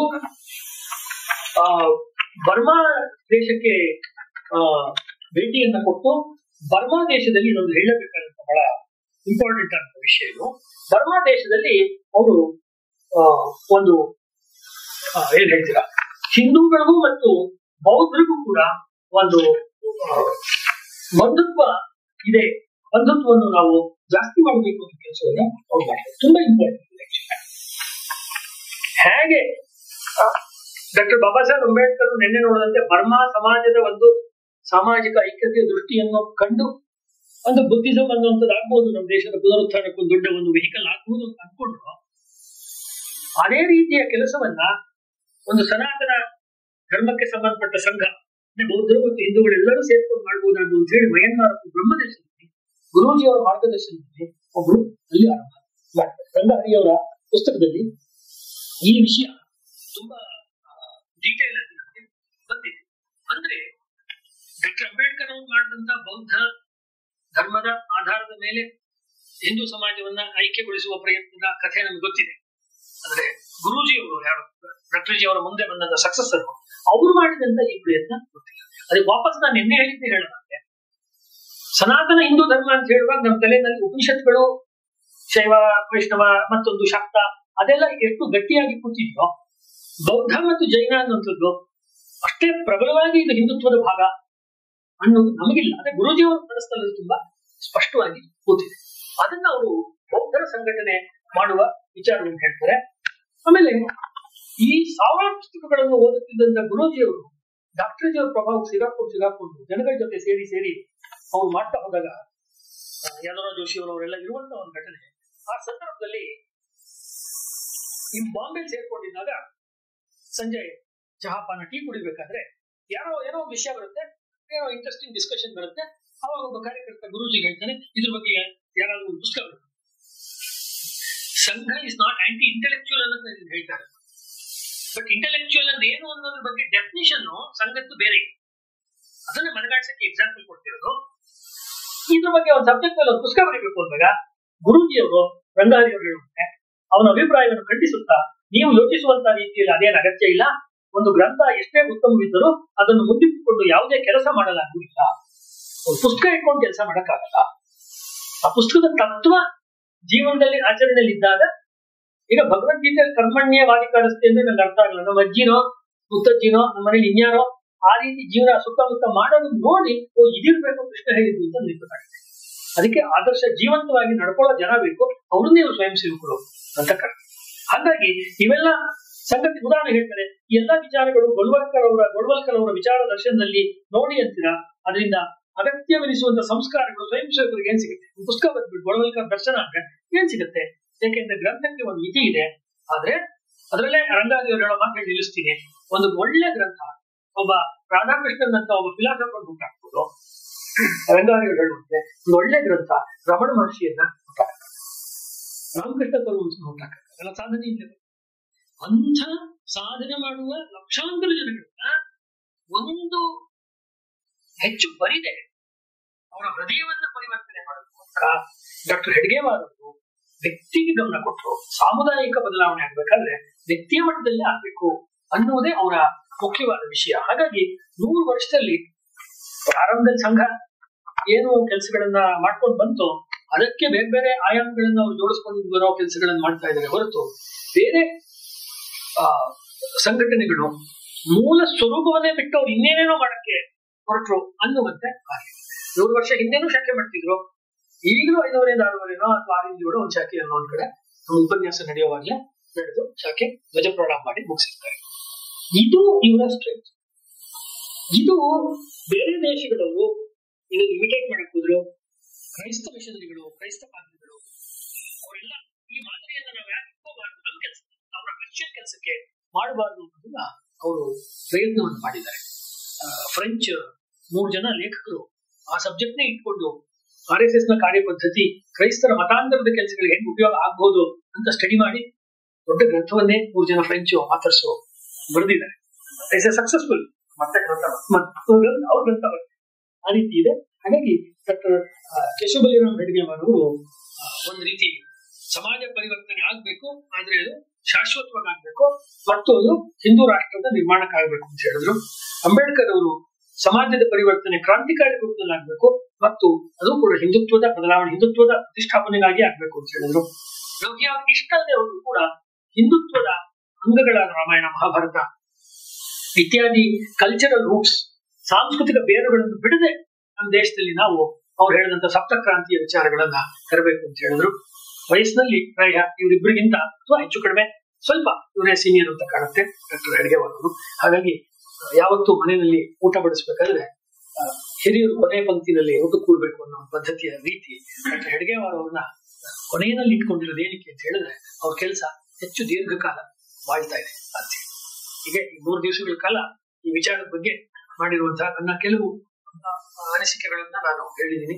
ಅಲ್ಲಿ ಅಕಸ್ಮಾತ್ ಹೇಳ್ಬೇಕಾದ್ರೆ ಏನು ವೈಯಕ್ತಿಕವಾಗಿ ಯಾರ್ದಾದ್ರು ಅಥವಾ ಟೀಕೆ ಈ ರೀತಿ ಏನಾದ್ರು ಇದ್ರೆ ನಾನು ಬಾಳಾ ಸಾಹೇಬ್ ದೇವರಸರು ಗುರೂಜಿಯವರು ತೀರ್ಕೊಂಡಾಗ ಗುರೂಜಿಯವರ ಲಕೋಟೆಯಲ್ಲಿದ್ದ 3 ಪತ್ರಗಳ ಪೈಕಿ 3ನೇ ಪತ್ರದಲ್ಲಿ ಏನ್ ಹೇಳಿದ್ರು ಅದನ್ನೇ ಹೇಳಿ ನನ್ನ ಮಾತಿಗೆ ನಾನು ಉಪಸಂಹಾರ ಮಾಡ್ತೀನಿ. 3ನೇ ಪತ್ರವು ವ್ಯಕ್ತಿತ್ವದ ವಿಶೇಷತೆಯನ್ನು ಪರಿಚಯಿಸುವಂತಹ, ಅಂತಿಮ ವಿದಾಯ ತಿಳಿಸುವಂತಹ, ಜಂಬ ಅಹಂಕಾರಗಳನ್ನು ಮನದಿಂದ ಕಿತ್ತೊಗೆದು ಸ್ವತ್ವವನ್ನು ತಳ್ಳಿ ಹಾಕಿ ಓರ್ವ ವಿಜಾತ ಧರ್ಮಾತ್ಮನ ಭಾವಸ್ಪಂದನವನ್ನು ಸಂಕೇತಿಸುವಂತಹ ಮಾತುಗಳಿಂದ ಕೂಡಿತ್ತು. ಕೋಟ್ ಗುರೂಜಿಯವರ ಮಾತು. 1940 ಜೂನ್ 21 ಪರಮ ಪೂಜ್ಯನಾದ ಡಾಕ್ಟರ್ ಹೆಡ್ಗೇವಾರ್ ಅವರ ಶರೀರ ಶಾಂತವಾಯಿತು ಮತ್ತು ಅವರ ಇಚ್ಛೆಯಂತೆ ಸರಸಂಗತಿಗೆ ನನ್ನ ಮೇಲೆ ಬಂತು. ನನಗಂತೂ ಆಗ ಏನೂ ಗೊತ್ತಿರಲಿಲ್ಲ. ಅಷ್ಟಾದರೂ ಆ ಎಲ್ಲಾ ಹಳೆಯ ಕಾರ್ಯಕರ್ತರು ಮನಸ್ಸಿನಿಂದ ಸಹಕರಿಸಿದರು ಮತ್ತು ಮಾರ್ಗದರ್ಶನ ಮಾಡಿದರು ಮತ್ತು ಇಷ್ಟು ದೀರ್ಘಕಾಲದವರೆಗೆ ಸುಮಾರು 33 ವರ್ಷಗಳವರೆಗೆ ಈ ಭಾರವನ್ನು ನಾನು ವಹಿಸುತ್ತಾ ಬಂದೆ. ಈ ದೀರ್ಘ ಕಾಲಾವಧಿಯಲ್ಲಿ ನನ್ನ ಸ್ವಭಾವ ವೈಚಿತ್ರ್ಯದಿಂದಲೋ ಅಥವಾ ಅನ್ಯಾನ್ಯ ಕೊರತೆಗಳಿಂದಲೋ ದೋಷಗಳಿಂದಲೋ ನಮ್ಮ ಅನೇಕ ಕಾರ್ಯಕರ್ತರ ಮನಸ್ಸಿಗೆ ನೋವಾಗಿರಬಹುದು. ನಾನು ಕೈ ಜೋಡಿಸಿ ಕ್ಷಮೆ ಯಾಚಿಸುತ್ತೇನೆ. ಈ ಕ್ಷಮಾಯಾಚನೆಯಿಂದ ಗುರುಜಿಯವರ ಅಂತಿಮ ಪತ್ರ ಎಂಡಾಗುತ್ತೆ. ಇದು ಕೂಡ ಸಂಘದ ಕಾರ್ಯಶೈಲಿಯನ್ನ ಅಥವಾ ಹೆಡ್ಗೇವಾರ್ ಅವರ ಕಲ್ಪನೆಯ ರಾಷ್ಟ್ರ ನಿರ್ಮಾಣದ ಕಲ್ಪನೆಯನ್ನೇ ತೋರಿಸುತ್ತೆ.